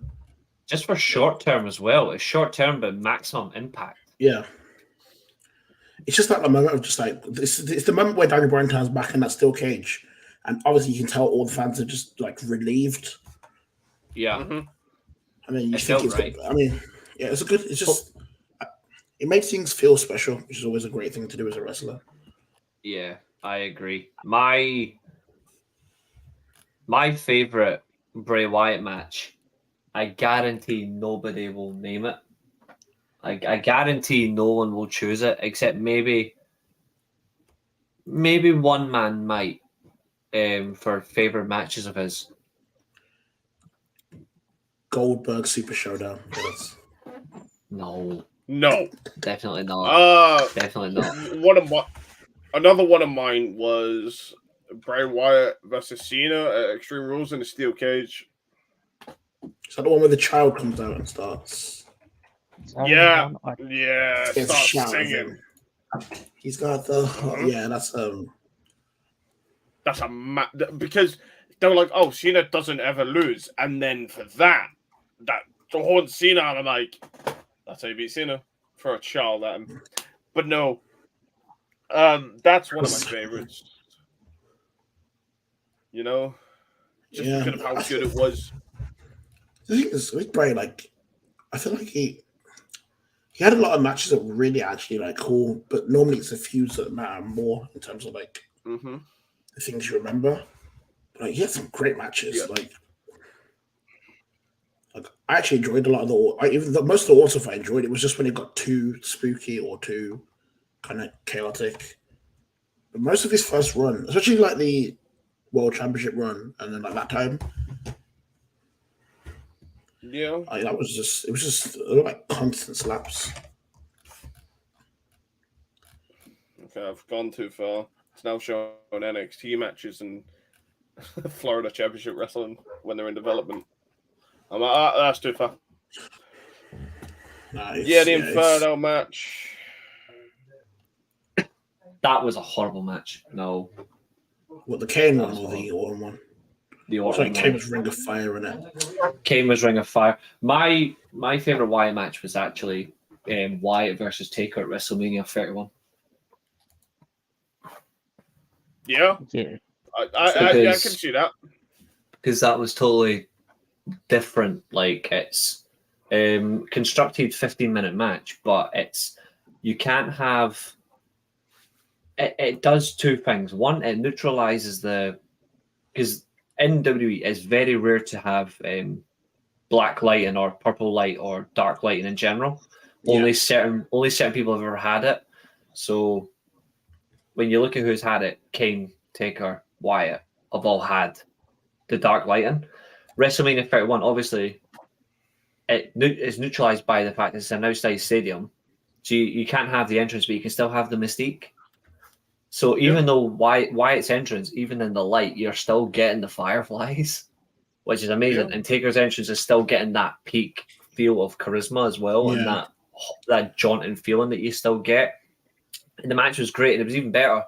The standout moment where Taker sits up, and then Wyatt does the octopus position. And I'm like, like the two of them together, and I'm like, that is what wrestling's all about. There's another one. There's another one we've missed, which was good. Crown Jewel 2019 with Seth Rollins, the Falls Count Anywhere match. No, not gonna lie, that was good, but that had one major flaw. What was the flaw? Apart from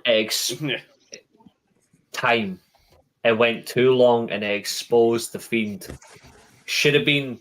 I would have done a 5, 6, 7 minute Falls Count Anywhere and it's over. Not to discredit Seth Rollins as a worker, but it shouldn't be. The Fiend should be working long. It wasn't the Fiend. It was just Bray Wyatt, I'm sure. Well, it was the Fiend. I'm sure it was the Fiend. Yeah. No, they had two. If Crown Jewel's the one after, that's the one where he wins the title as the Fiend on Halloween. I think. Yeah. Yeah, he was. I'm sure he was the Fiend. Yeah. Yeah. What? Yeah, I'm sure it was because he was the Fiend throughout the whole feud. The whole feud, he was the Fiend. Yeah. Yeah. One of Bray's creepiest. Yeah. It's the same show where we get fucking Brock versus like. We got Brock versus Roman. Cain Velasquez. Oh, sorry, yeah, it was. Yeah, that shit show. After Kofi lost his whole damn title. But the reason I thought it was Bray is because the database I'm looking at says Bray, and I was like, oh. All the promos were Bray, but the matches were the Fiend. Yeah. Crown Jewel. Tell you a negative that actually was a positive. So yeah. We were meant to get Sister Abigail versus the Demon Finn Balor. Bray Wyatt got injured and had to pull out. We then get AJ Styles versus Finn Balor in a one-on-one match, which was fucking incredible. Yep, we did. Oh my, that is what, like, for a spur of the moment match. Yeah, that's one of my favorite matches out there. Mm-hmm.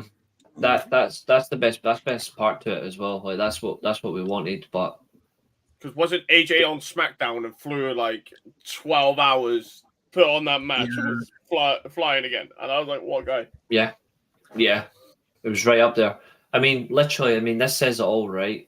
I mean, the match itself, falls count anywhere. You cannot stop this match unless there is a decisive winner. The Fiend Bray Wyatt defeated Seth Rollins by pinfall to win the Universal title. This match went 21 minutes and 50 seconds. Yeah, it didn't take that long.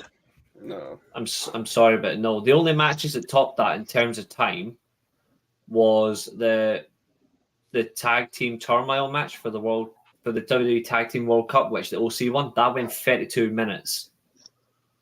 But I mean, like, that's literally it. Like, the second longest match of the night is the match that should not have went 21 close. Minutes. Yeah, it should have been a whole lot less than that. And that's because of the team. Like, if it had been Bray Wyatt versus Seth Rollins in a false count anywhere, I would definitely say let's go 20 minutes. Yeah, because that's in wrestling as himself. Bray Wyatt can work. He just had a I give Bray versus Balor was a cool feud. We just never got that payoff properly.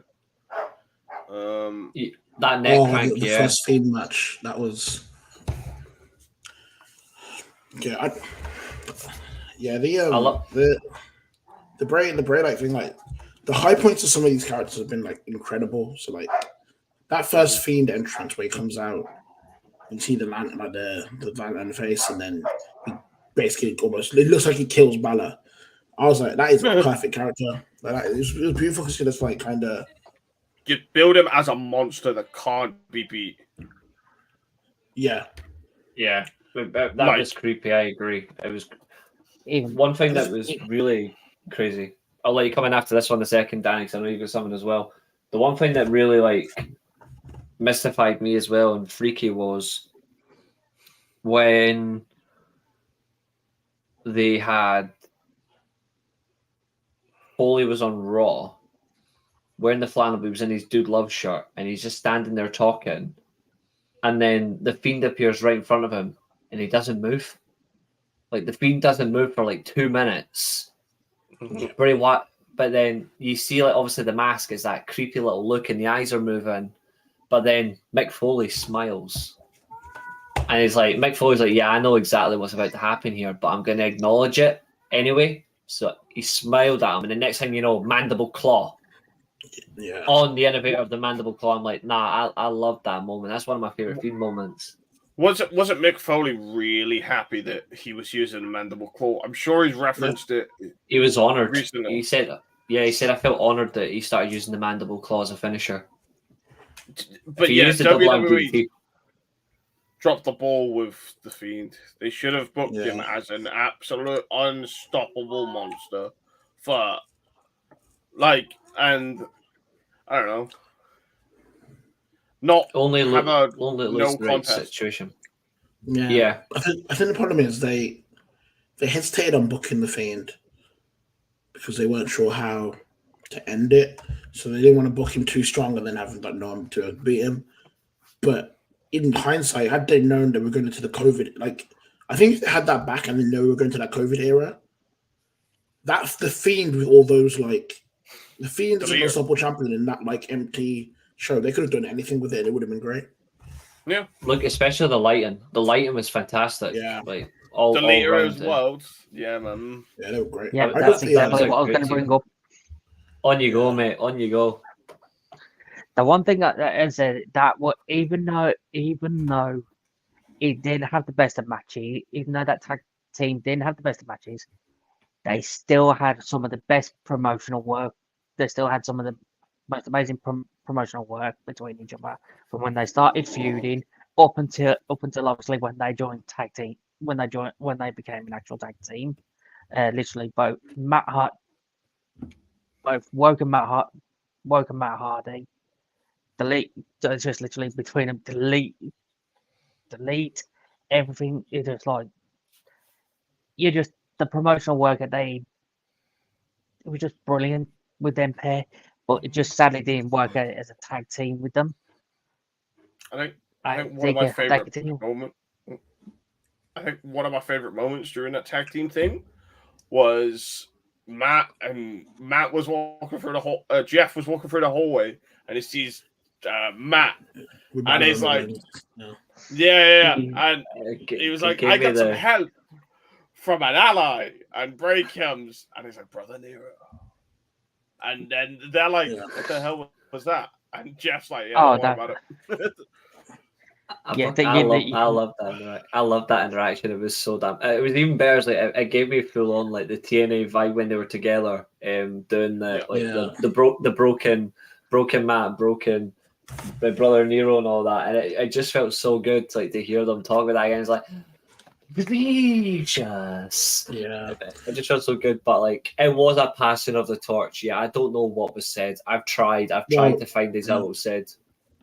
And the one thing is you'll never know unless you go to the Undertaker shows.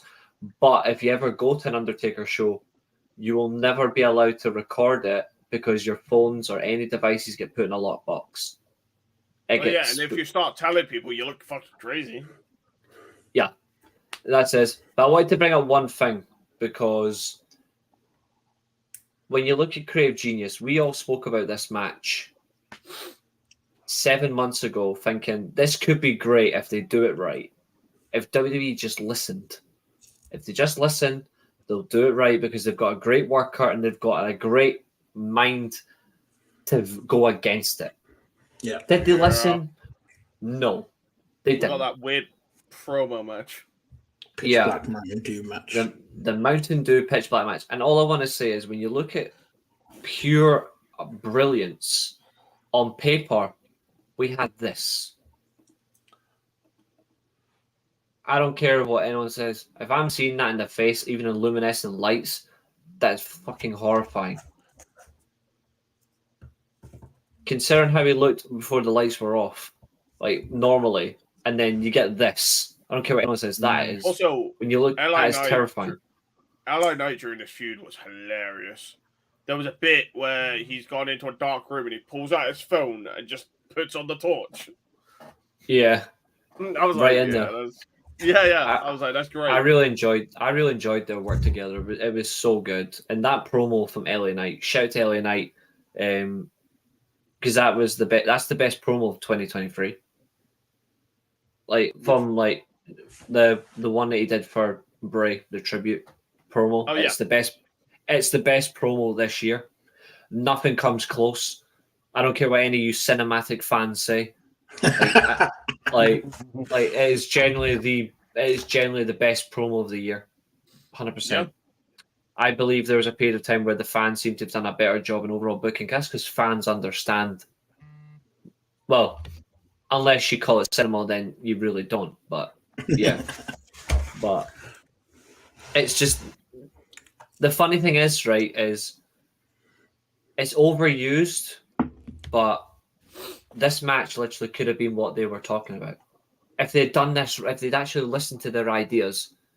You could have had a cinematic masterpiece because we've had cinematic matches, the Boneyard match, the Firefly Funhouse match, the House of Horrors. This was the fourth one. And I said it right earlier on. The last independent creative thinker, WWE will never have another one. He was the last one. Yeah. I mean, even if you look at the Fiend stuff, the way he did the Firefly Funhouse. And even use that to basically kind of explain the years of his career that had happened before they got to that point with the Huskus Harris and the McMahon and the evil, even all that stuff and using that. But also was that in itself was a really cool way of explaining how his mind, the character's mind, could have broken to create the Fiend, and B,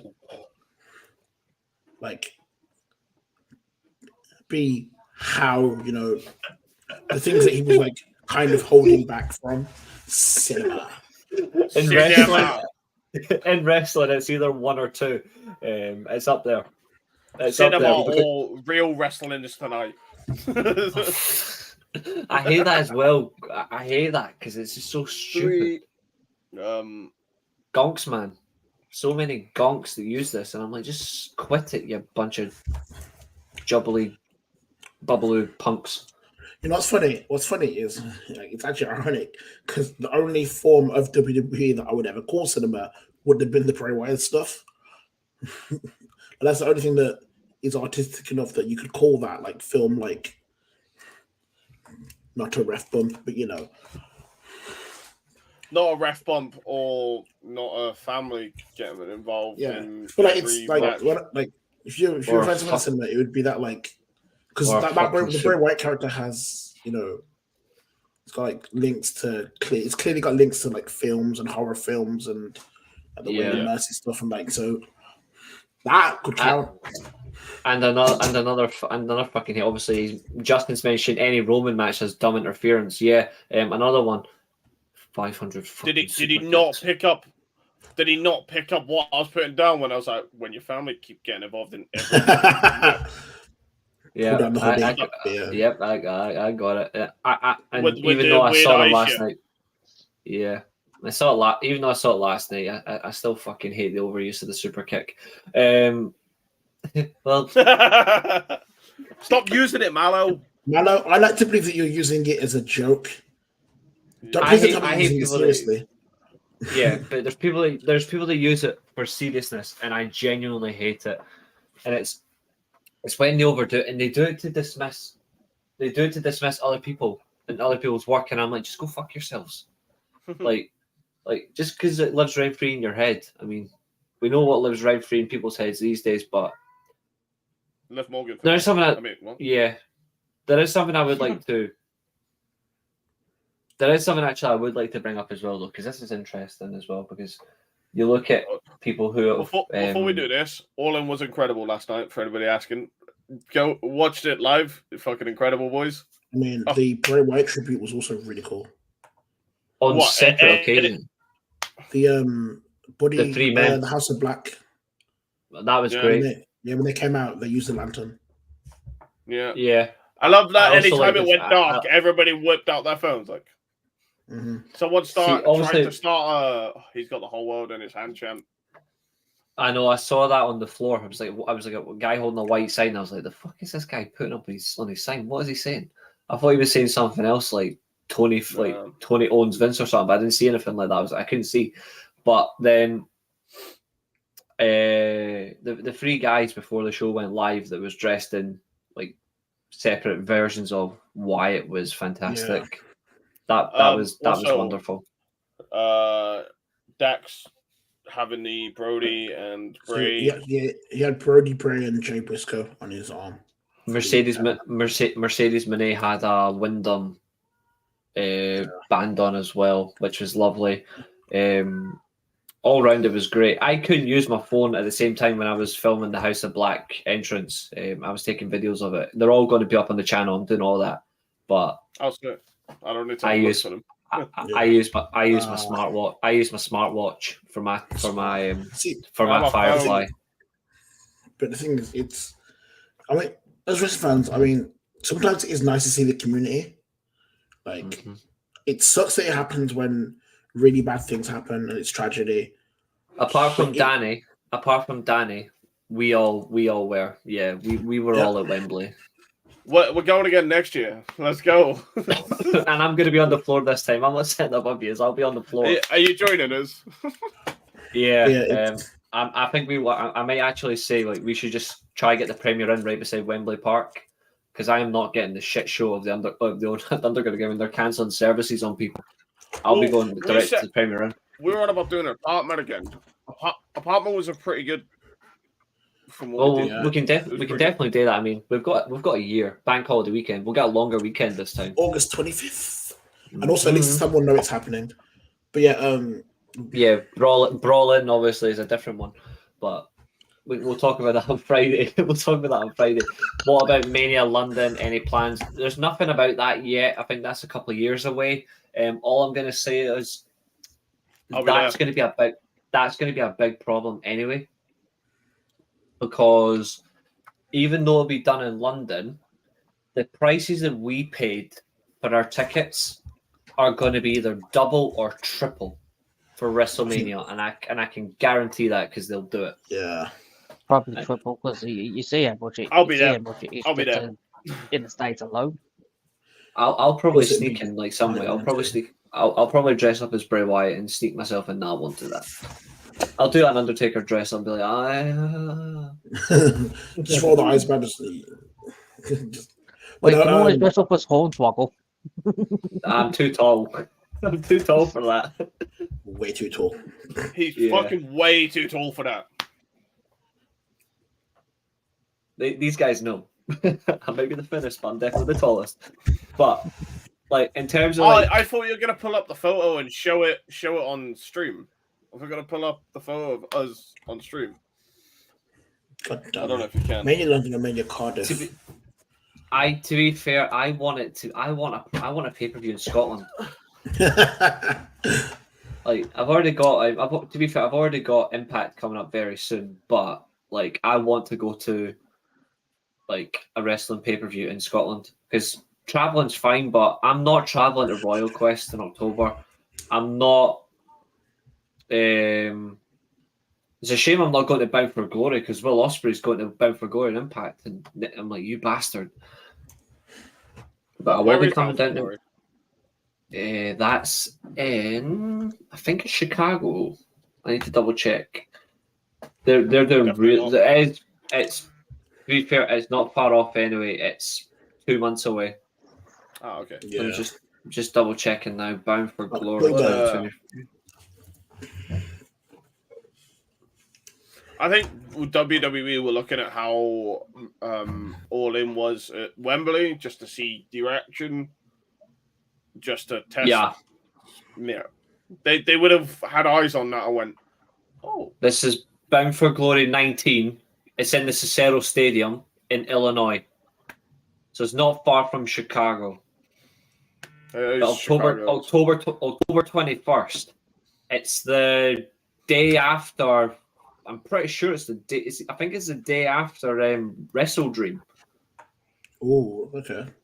It's the same period. It's literally that entire like weekend. It's mental. There's so much wrestling that period of time. So I'm like, Christ Almighty! But it's 7 days after Royal Quest. But there's so much wrestling like coming on. And I'm like, you can cook so much, but you have to be prepared for at least sticking some chefs on the sideline. Yeah. Shout to Impact, by the way, as well for the 10 bell salute last night as well to open emergence for Bray Wyatt. mm-hmm. That was beautiful, beautiful. But let's get back to Wyatt in a different way, and this is what I wanted to talk about earlier on before we had such a great conversation there, gentlemen. This is something that I don't understand, right? And it's a shame because they should have done. Why did, for the tribute show, did they throw Alexa Bliss under the bus by not even getting her a private accommodation? I thought it was flight issues. They could have had her on a private jet, to be fair, with a nurse. But they didn't. I'm like, and they had her like late on that. I'm like, why could we not get more from... I feel like there were some people that generally missed out on this because WWE didn't accommodate the right way. I feel like they could have had Alexa Bliss right there and then. You know what I mean? Last minute. But then Alexa Bliss might be on Monday tonight. I'd hope so. I think they do. I mean, I hope they do something tonight, but like... I've seen some of the matches. It looks like it's just going back to regular stuff. I hope that's not the case. I am not staying up for that. If it's regular stuff, then it won't help. But the genuineness of like people that he's worked with, Randy Orton wasn't even there either. No. I mean, I guess if we give WWE some credit, considering when did it happen? Was it Thursday or Wednesday? Thursday evening. Thursday evening, yeah. So Thursday evening. I guess that for them, there are obviously going to be some people who They had to couldn't get out in push time them. or try to rearrange things for. Yeah. Then you'd assume that they'd try and do a carryover tonight, or for anyone they couldn't get in, or or Orton does make an like, appearance. even if it's just a conversation or like. Also, from what I know, because it was on Orton's wife's Instagram, he's heartbroken by it. He is like broken.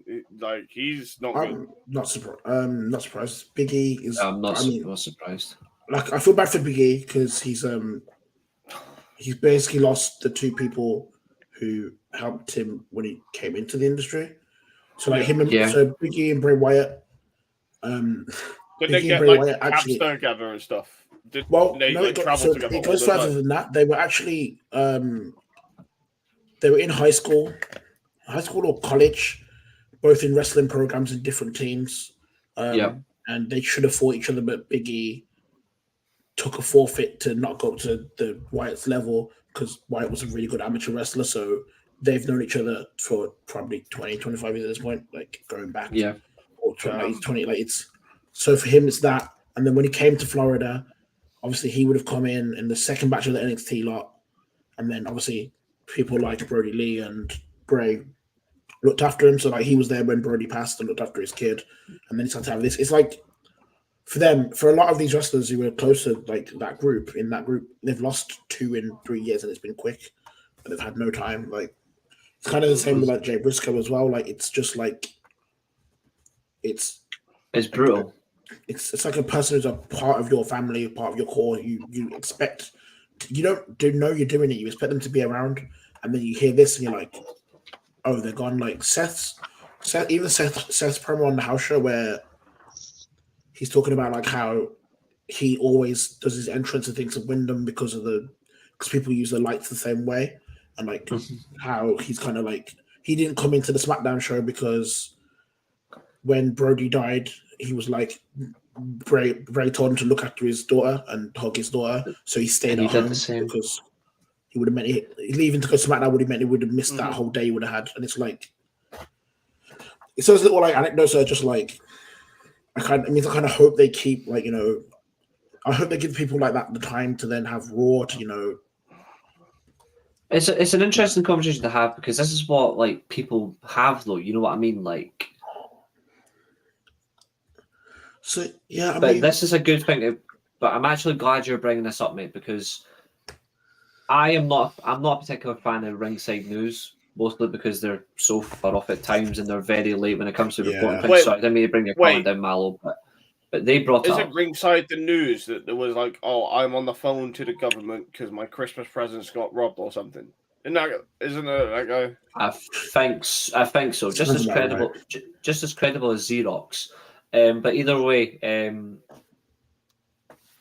there was an article they brought up saying, should the Uncle Howdy character come back? And me personally, this is the sad part. I don't think you can. And there's nothing against Bo Dallas, but you can't have the Uncle Howdy gimmick without at least Bray Wyatt involved in any way, because it's his creative genius that brought this to the dance. It doesn't work without him. I think personally you'd have to have Bo Dallas. What I would do, and this is something I think should happen because Ricochet is useless as a personality, I would actually have Bo Dallas team up with Braun Strowman. That could work. And I think that works more. Because Ricochet's been pushing more solo stuff anyway, so Uncle Howdy was confirmed that. Yeah. Joe Garcia. Joe Garcia is, man. He has that creepy vibe about him, doesn't he? He's Wyatt, like it's creepy. He's not Wyatt, obviously, but like he has the creepy vibe, but he doesn't have the creative spin on it that makes it like special. Bo Dallas was confirmed as Uncle Howdy, It's best way to find out how it's confirmed is the 2K23 video game. It's not Yeah, even I that. think- It was, you could tell by his mouth. Like everyone, you can the tell pretty bin, obviously. yeah. But the thing I think, I don't know, maybe if you brought Bo Dallas as Bo Dallas or a different version of himself, where when he's ready, gets the time to speak and talk about, just basically as himself, that'd be fine. I also think he could make reference to him being Uncle Howdy. He could do that, and they could make reference. I just don't know if him being that character full time works when he's kind of the like it seemed like it would only work with Bray. Like those two characters needed to be together for it to make like they're attached. Yeah. Take one away, then it's just he's a guy in a hat, really. I agree. But for all the I mean, there is another spin you could do about Bo Dallas. Is you could have him start going insane about losing his family member, right? Just like in that way, and that's where he starts losing his mind, and then you could bring the Uncle Howdy thing back, if that makes sense. Like I need, like he's like, I need help. And he starts twitching, he starts losing matches, and he's like starts getting angry and stuff like that, But you do it over a slow process. I guess they're going to be careful to not use the death as a story, though. They've done stuff like this before. That's the thing where it would work.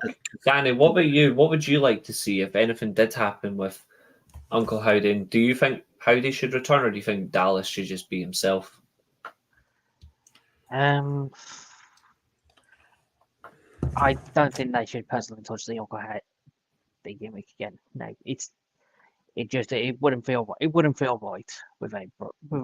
right without Bray.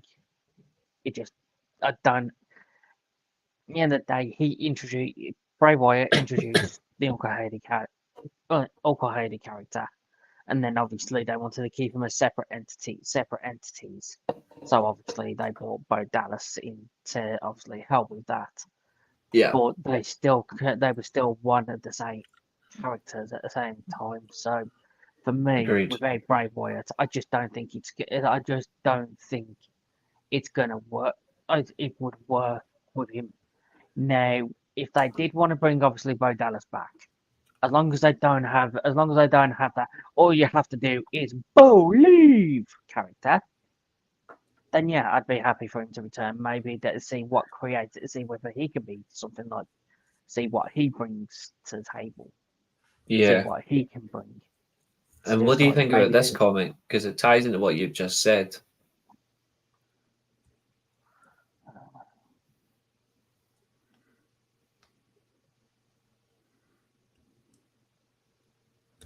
Yeah. Be interesting, but as I said, for me, it's just like I just don't want to. Right now, obviously, if they was to bring Uncle Howdy back, it'd hurt right now. I think right now the wounds are there at the moment when it comes to Bray Wyatt, and to bring anything back at the moment, it'd be just absolutely difficult to even think about it, because it's just gonna, with what we've lost, it's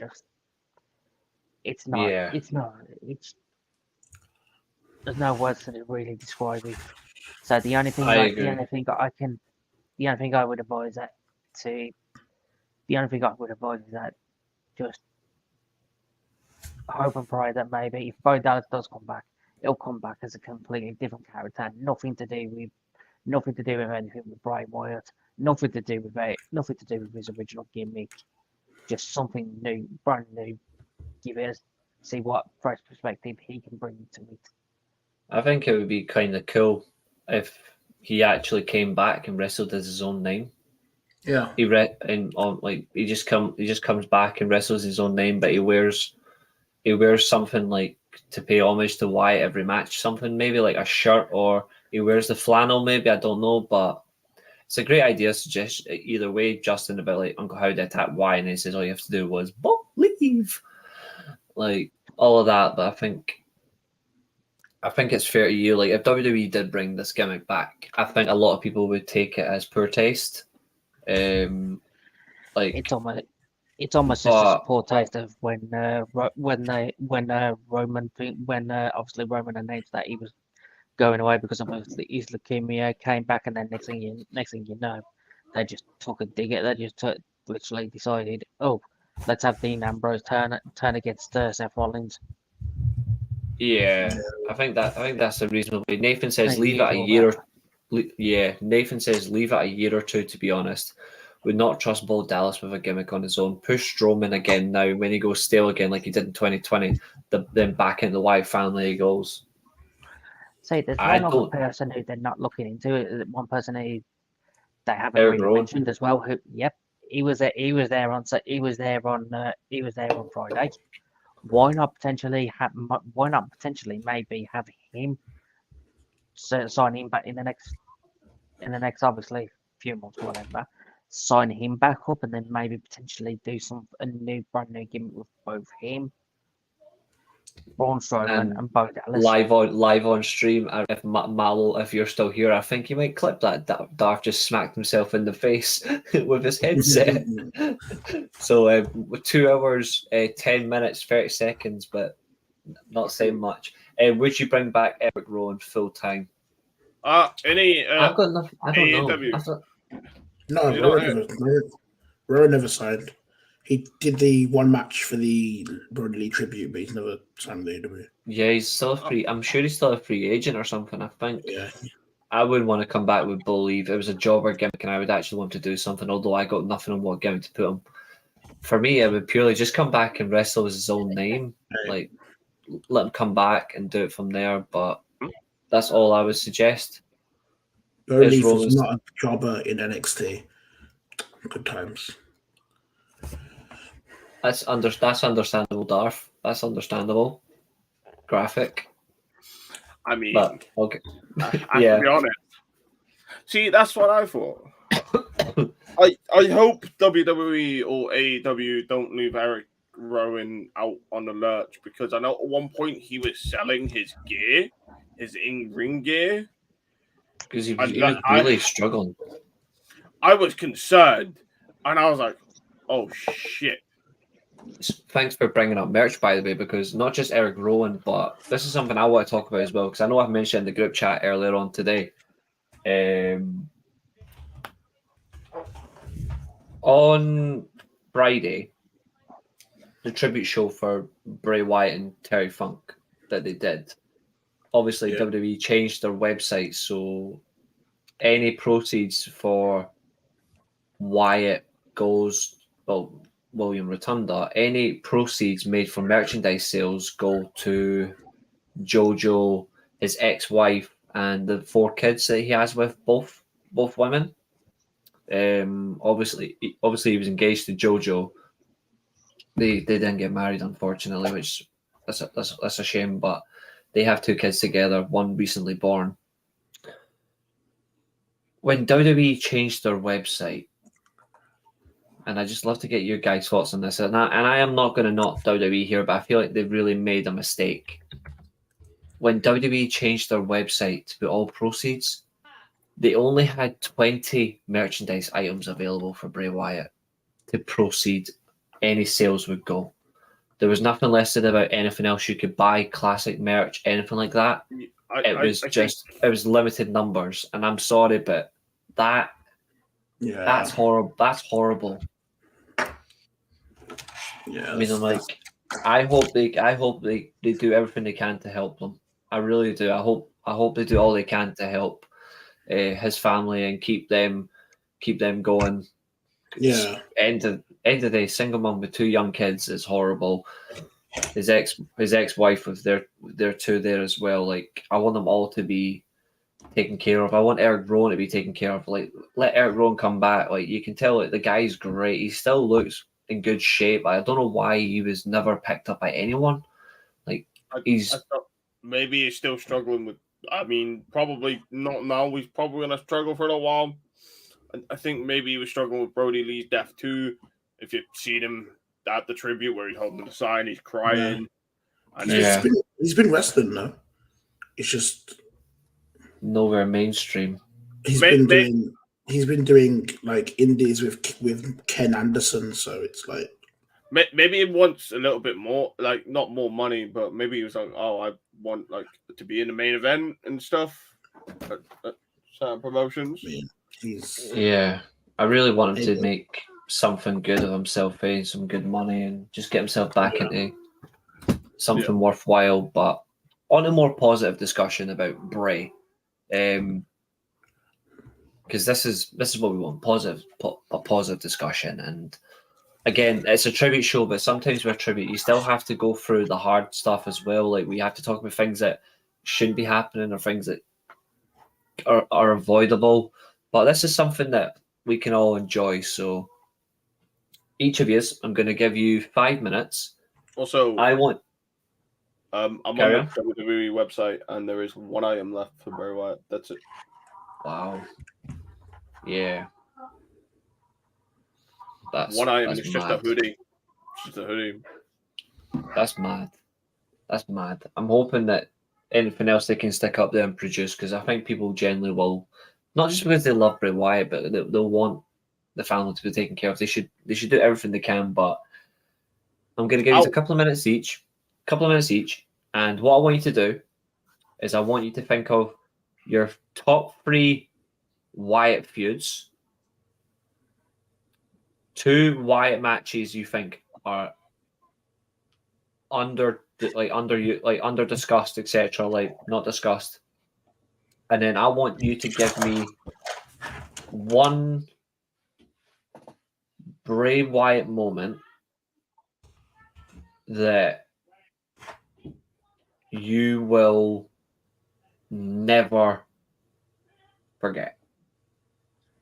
So I'll give you a couple of minutes to think on that. So your top 3 Wyatt feuds, 2 matches you think aren't talked about enough, and then 1 Bray Wyatt moment. And then what we'll do as well after that, we might do the same for Terry, because we didn't do it for Terry.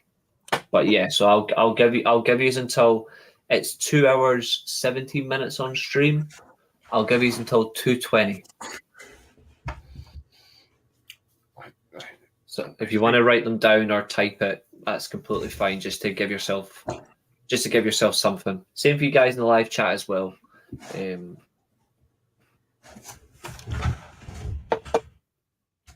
Also, Danny, I have something you might be impressed with. If you're still here. Yeah, I'm still here. Yeah. That's my tattoo. Yeah, I'm getting a bit more of that. I'm getting. My dad will be doing one for me very soon. All right, I'll. Stuff. Yeah, 2 seconds. 2 seconds, Justin. I'll type in the live chat for everybody. So 1.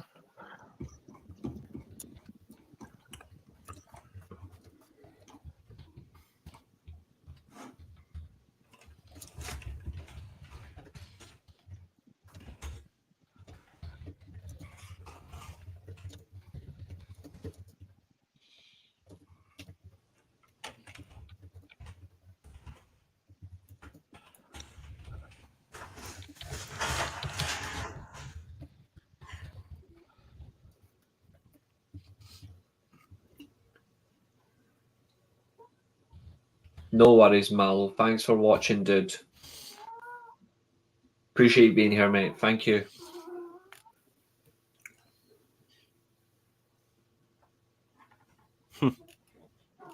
Isn't working, he? Thanks. So.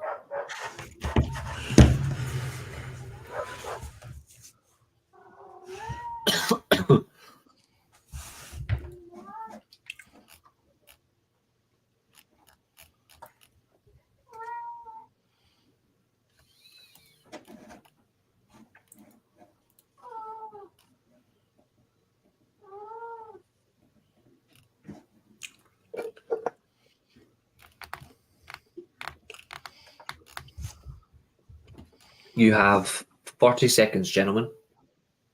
Yeah.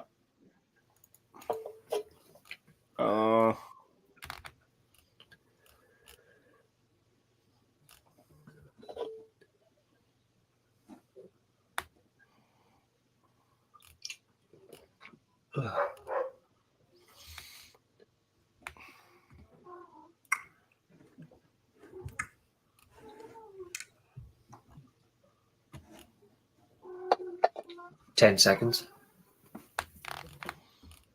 I'm trying to find the other match that was good. That nobody ever really fully talks about. Time. I already have one. No. If you only have one, that's fine. Right. I will start with. I'm going to start with you, Davian. Okay. What were the questions again? So your questions were your top 3 Wyatt feuds, 2 underrated matches that no one particularly mentions, and your cherished Wyatt moment. Okay, so top 3. The Cena feud. Mm-hmm. Or the first Orton feud. Mm-hmm. And then the Daniel Bryan. Roman, underrated match. Roman, the Hell in a Cell match in 2015. It's 2015-16. Mm-hmm. That match slaps. And then Survivor Series 2016, Raw versus SmackDown. Good shout. That match bangs. And moment, the NXT goodbye promo where the Wyatt family leave NXT. Yep. Love that, man. Love promo is that. incredible. Wow, no way we actually thought of the same feuds. In the same order. Well, different order. He had Cena first. Sorry, Orton first. Lovely. And your two underrated match for you, Justin, I'd love to know. Danny? Right, so I couldn't think of any underrated matches, but my top three Wyatt matches were at least. It's your top 3 feuds, bud. Top 3 feuds. Yeah, top 3 feuds. There's one what hasn't been mentioned. The Wyatt family versus the Shield. Mm-hmm. The next one after that, I'd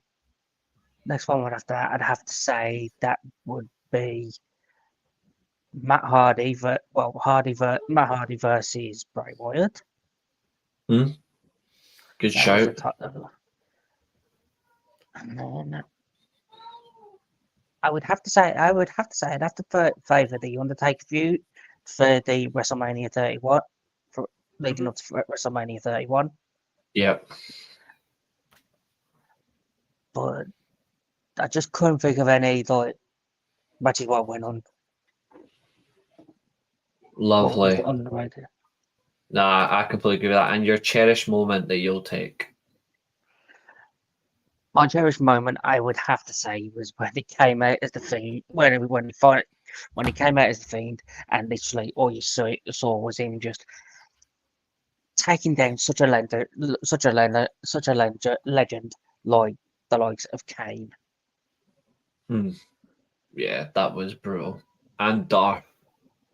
Okay, so my 3 is Finn Balor versus Bray. Not some of the they were good. It was good. Yeah. Versus Cena the second time round. Yep. And the Shield. The Wyatt family versus the Shield was peak fucking stables, wasn't it? That was like, yes, we're gonna get a war. We're gonna get a war here. Three great feuds, my man, and 2 matches in particular, or even one that you had. No. I've got 2 now. Oh, you got 2? Go on. Yeah. The EC match when he won the belt. Yeah, that was a really good match. Yeah, and he didn't win the match, but it was the fatal 4-way for the number 1 contenders match with Samoa Joe at Extreme Rules. Was it Extreme Rules? Oh, is that the one that leads up to that stupid Great Balls of Fire pay-per-view or something? Great Balls of Fire or something. Yeah, that, yeah. The fatal 4-way match there was, and it leads up. The winner will face Lesnar at that pay-per-view. Yeah, Aye, they had that was Extreme Rules, and then they faced off it. Samoa Joe And won. then Joe got the time. Yeah. And your cherished moment. I think when he made his appearance, when he made his debut as cult leader, it was the whole where he blows up, and they're like, oh, what? Okay. Or when he gets Braun Strowman introduced as the Black Sheep. That was actually a really cool moment, especially because that submission he used to use as well was sick. Yeah. Yeah, because you're like, who is this big guy? And he comes in and just dominates the Shield, right? Because and at that time as well, when you look at Braun Strowman as well at the time, he was moving like an old school giant where he was like really slow. He had no speed, and then all of a sudden he's moving at like fucking 300 miles an hour. So it's quite funny that Bray Wyatt didn't want to be Undertaker, but clearly Braun Strowman was made to be like him. When you look at it, he's done the same thing.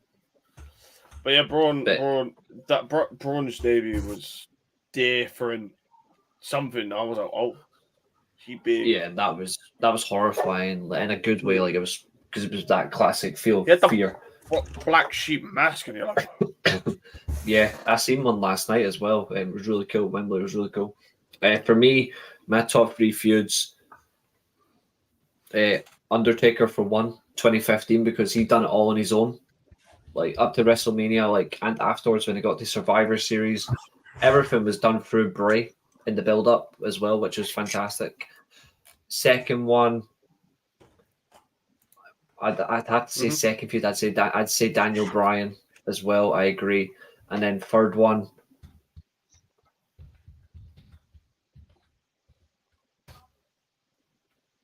because they've all been mentioned. They're all great feuds.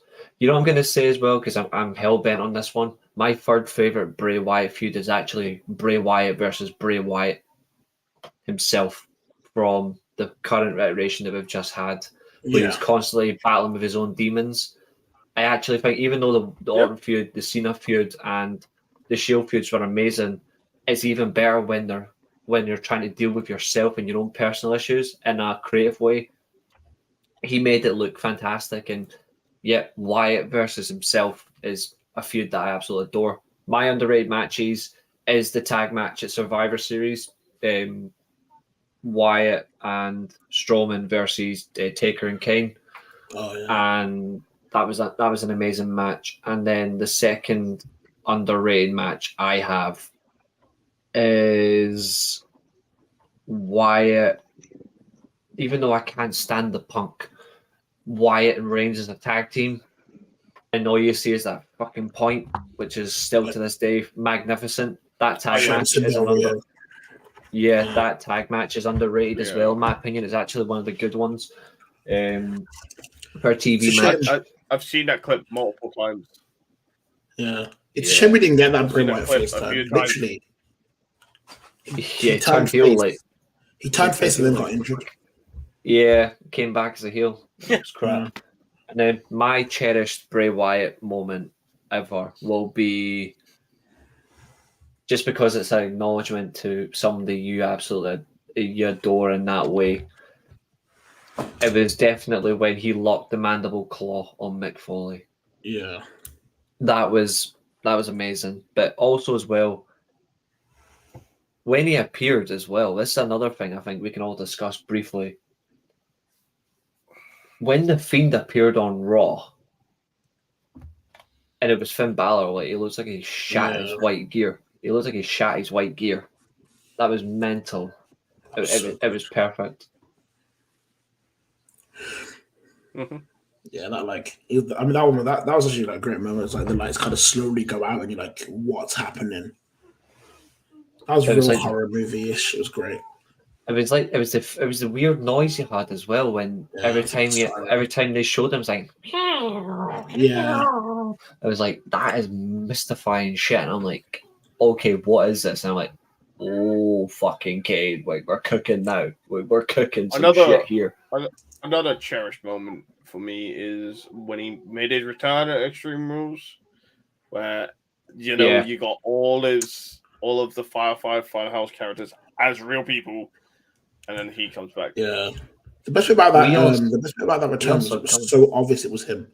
Because they'd done the teasers for ages, so you knew it was going to happen, and the reaction was still like, "Okay, superstars returned." That's what I loved about it. Well. That's I loved that as well. That return was like it was predictable because everyone knew, but we didn't know when it was going to happen. We didn't know, and we still got it. Kicked out the door, and it was like that moment when everyone saw it's him and they go, it's like incredible. Yeah, I feel like a couple of months he was like kind of holding up the whole of WWE TV because it was like people that tune in just to hear that like Bray promo and then see where it goes. Or that QR code. Did you be one random QR? The QR code was amazing because it kind of showed like how much influence you can have as a wrestler, where like people are just like pausing, going like I know people doing like real lore breakdowns of like White Rabbit and shit. We were going down rabbit's hole. Yeah, they were like the White Rabbit means this and this is what it meant. And I was like, I was on Reddit threads, like they were Reddit threads and people were breaking things down. I was like, that is someone who knows how to capture someone's attention and make you like want to do like you could have easily gone, it's Bray. They were like, no, the White Rabbit is exactly this and that, and then try to work out the Wyatt 6 as well that we could have had. Like it was my god, I would love the Wyatt 6 if we ever got it. I think we could have if they just knew what to do. If they knew what to do, it would have worked. I want to say this as well because I don't particularly like discussing ratings because it's always a poor narrative that people use, drones. But this is something I'd really like to say regarding that tribute show. This is directly from WrestleOps. SmackDown last Friday.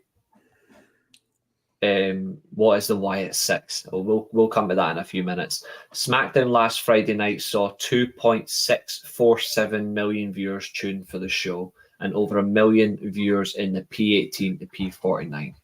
The highest viewership for the product since December of 2020. That makes a lot of sense, to be fair. Yep. The highest. Honestly, that's amazing. That's...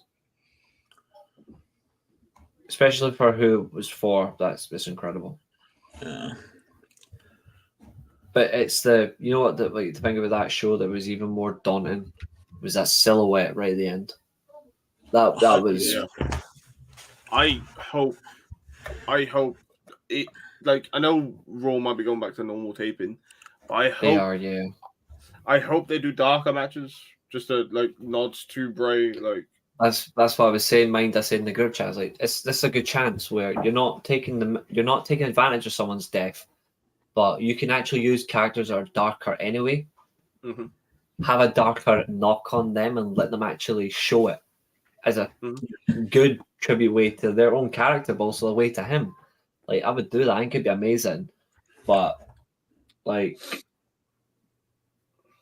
we may as well say earlier because we didn't do it for Cherry Funk, but. Just a quick whip round.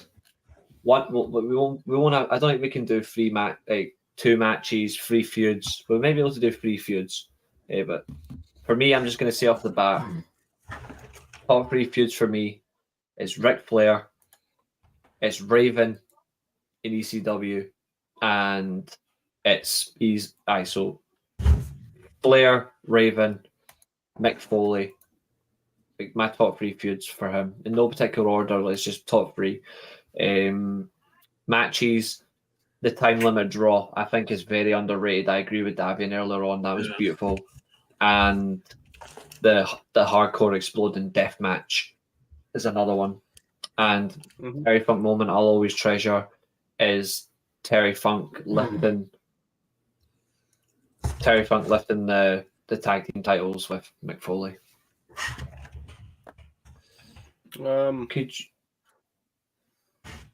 Could you maybe share a quiz? What tonight? I mean, I actually do have a quiz stream planned next month. Actually, I think it's next month. I need to speak to Eilidh. I'll ask her. But we do have a quiz show coming up, and obviously Davian needs to be on to defend his title. So, and I'm taking part this time. You took part last time too. I beat. See, I would join, but I suck at quizzes. As we all saw. You No, know Joy, you'll still come. thank you, because I mean, it makes me look bad. But we can definitely do like we can definitely do a special quiz, maybe a little memorial quiz for him. We can do. I suppose we could do something on the besides Eilidh be here on Friday, and she's going to crucify parts of all, and she's going to crucify Stadium Stampede. By the way, It's a great match. What do you mean? called it she called it a travesty and a disgrace, but that way she fucking hates it. That Friday is going to be very interesting. So 7:00, 7:30 on Friday. Weekly Steel Chairs live doing the All In review, and then we're live at 4:00 on the Saturday to preview Payback and All Out double preview show because they're both on this same fucking weekend. And then also you got to do a football preview for United versus Arsenal at some point. Isn't it? I will be watching one. I'm not taking part. I don't do football on this channel anymore. Well, not this one. It won't be like, but like I'd take part elsewhere. But like we can certainly discuss those cluster fucks anywhere. Not a problem. That's not. But we'll do a special like. We could do I could do a special quiz night at some point, and we'll do one. But yeah, so those are all my funk moments. But same for you guys. What would you do? So same as before: 3 feuds, 2 matches, and 1 moment, or if you want, 1 of each. It's up to you. Harley Race. Because of how long the rivalry lasted, it was like 20 years or something, wasn't it? Yeah. Ric Flair. And the Fatal 4-Way Elimination is probably my favorite match.